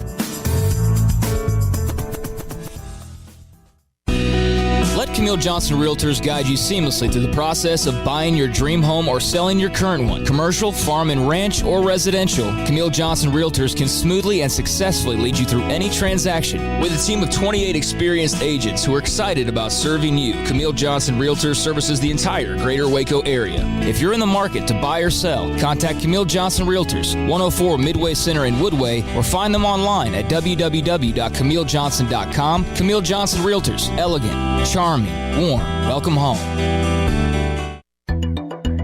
It takes time to reach goals. It's a truth that applies to more than sports. It goes for your financial goals as well. You work hard for your money, and you deserve an investment strategy that lines up with your game plan. And Tom Albers, your Edward Jones financial advisor, can help. If your financial investments aren't putting forth the effort you desire, stop by today for a financial review. Tom Albers, 4301 Lakeshore Drive, 254-776-7605. Edward Jones, member SIPC. Payments for qualified buyers at 2.9% with $4,000 down, cash or trade. See dealer for details. Hit the road and save on a reliable pre-owned vehicle from Richard Carr. Savings like a 7-passenger 2016 GMC Acadia for $211 a month or a 2014 Cadillac CTS sedan for $288 a month. Plus, we pay top dollar for your trade. All pre-owned cars and trucks go through a 172-point inspection. With multiple lenders, we say yes when others say no. Hit the road and save at Richard Carr. At Richard Carr, we give you more. Welcome back to Sikkim 365 Radio. This is Paul Catalina's Top 5 at 5:55, presented by Champion Salon and Barber. To book your appointment, go to championsalonandbarber.com. A little bonus video here. We haven't talked about this today. But to give you context, unless you haven't seen it, Brian Kelly was introduced to the Notre Dame faithful at a basketball game last night. And he somehow, Madonna in the 90s all of a sudden had a British accent. And Brian Kelly, now that he's in Louisiana, Armstrong, please show this video. Brian Kelly somehow now has a Southern accent. Bless you. Thank you. Thank you. Well, this is a great way to get started. And I haven't even won all my games yet.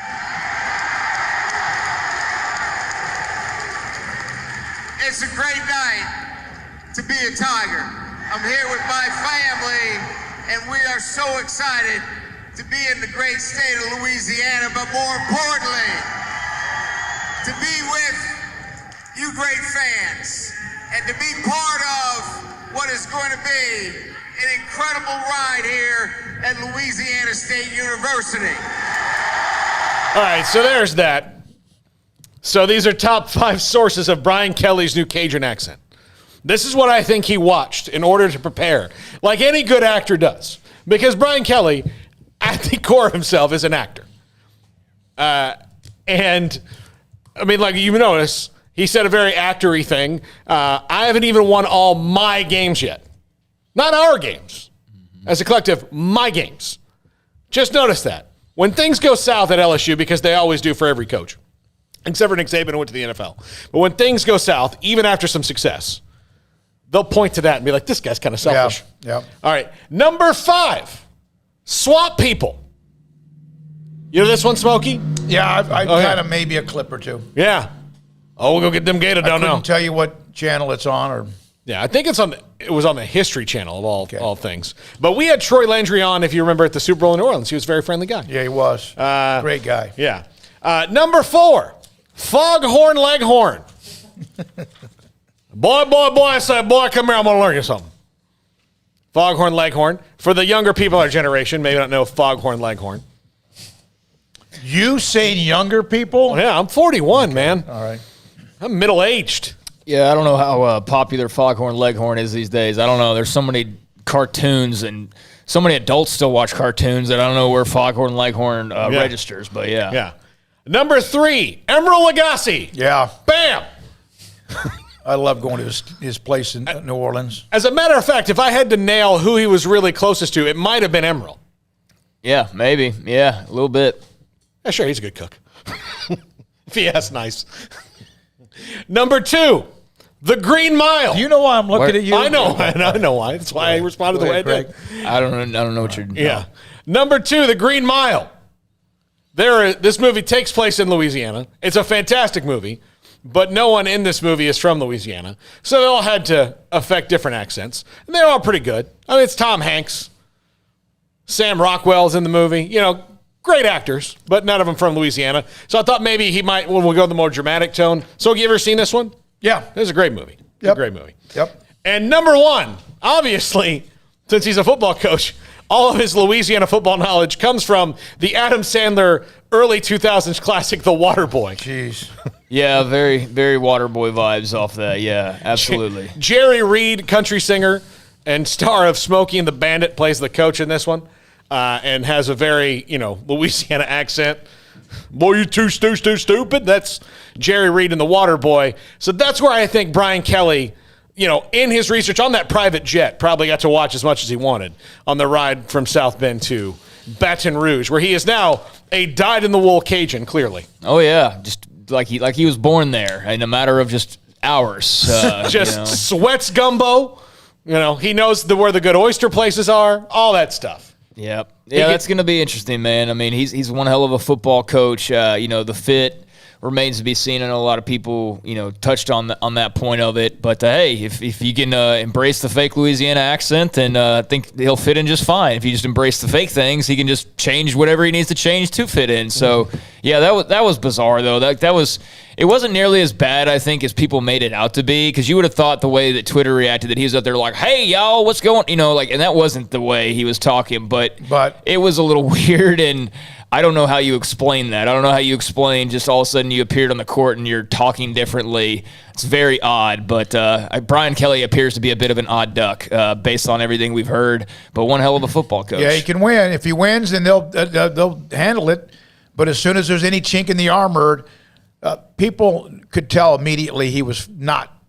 He was trying to I guess. Oh, there's a little bit of people in the crowd like, yeah, kind of like, what?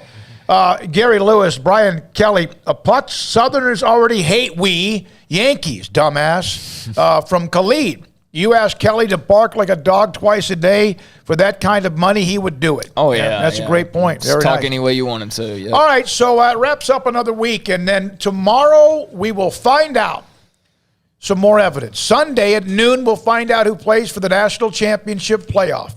And then Monday, we're back at it at 3 o'clock to be able to go back and figure all that out. And also, I have to vote for the Heisman Trophy by sometime on Sunday as well, and I'll do that based on evidence tomorrow.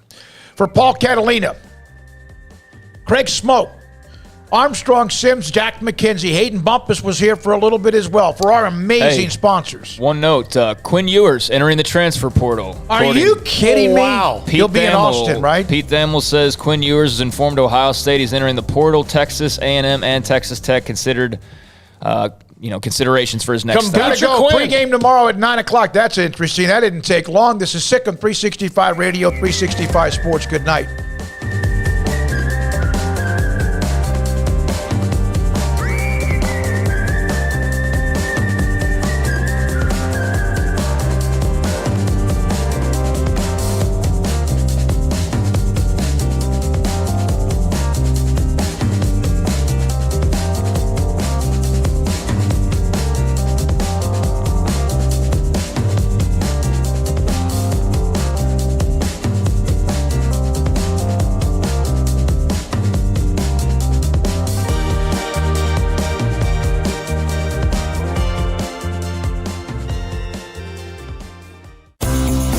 Ideal MRI is a small family business right here in Central Texas. We're open to support you while lowering the cost of healthcare bills. When you need an MRI, ask your doctor for an Ideal MRI. Visit us at idealmri.com or call us at 833-IDEAL-MRI. Stepping into the boots of a U.S. Army officer can add confidence and leadership skills to your son or daughter's career path. See all the things they can achieve in our boots at GoArmy.com. U.S. Army Waco Recruiting Company, 254-598-8131 or 254-776-1543. After my first car accident, I feared the biggest damage would be to my wallet. I expected a mountain of bills and a long, drawn-out process. But my Texas Farm Bureau insurance agent was there when I needed her and helped me get back on my feet and in my car in no time. Instead of a hassle, I got reassurance and a quick recovery. Stop by and see our agents at one of our 3 McLennan County locations. Coverage and discounts are subject to qualifications and policy terms and may vary by situation.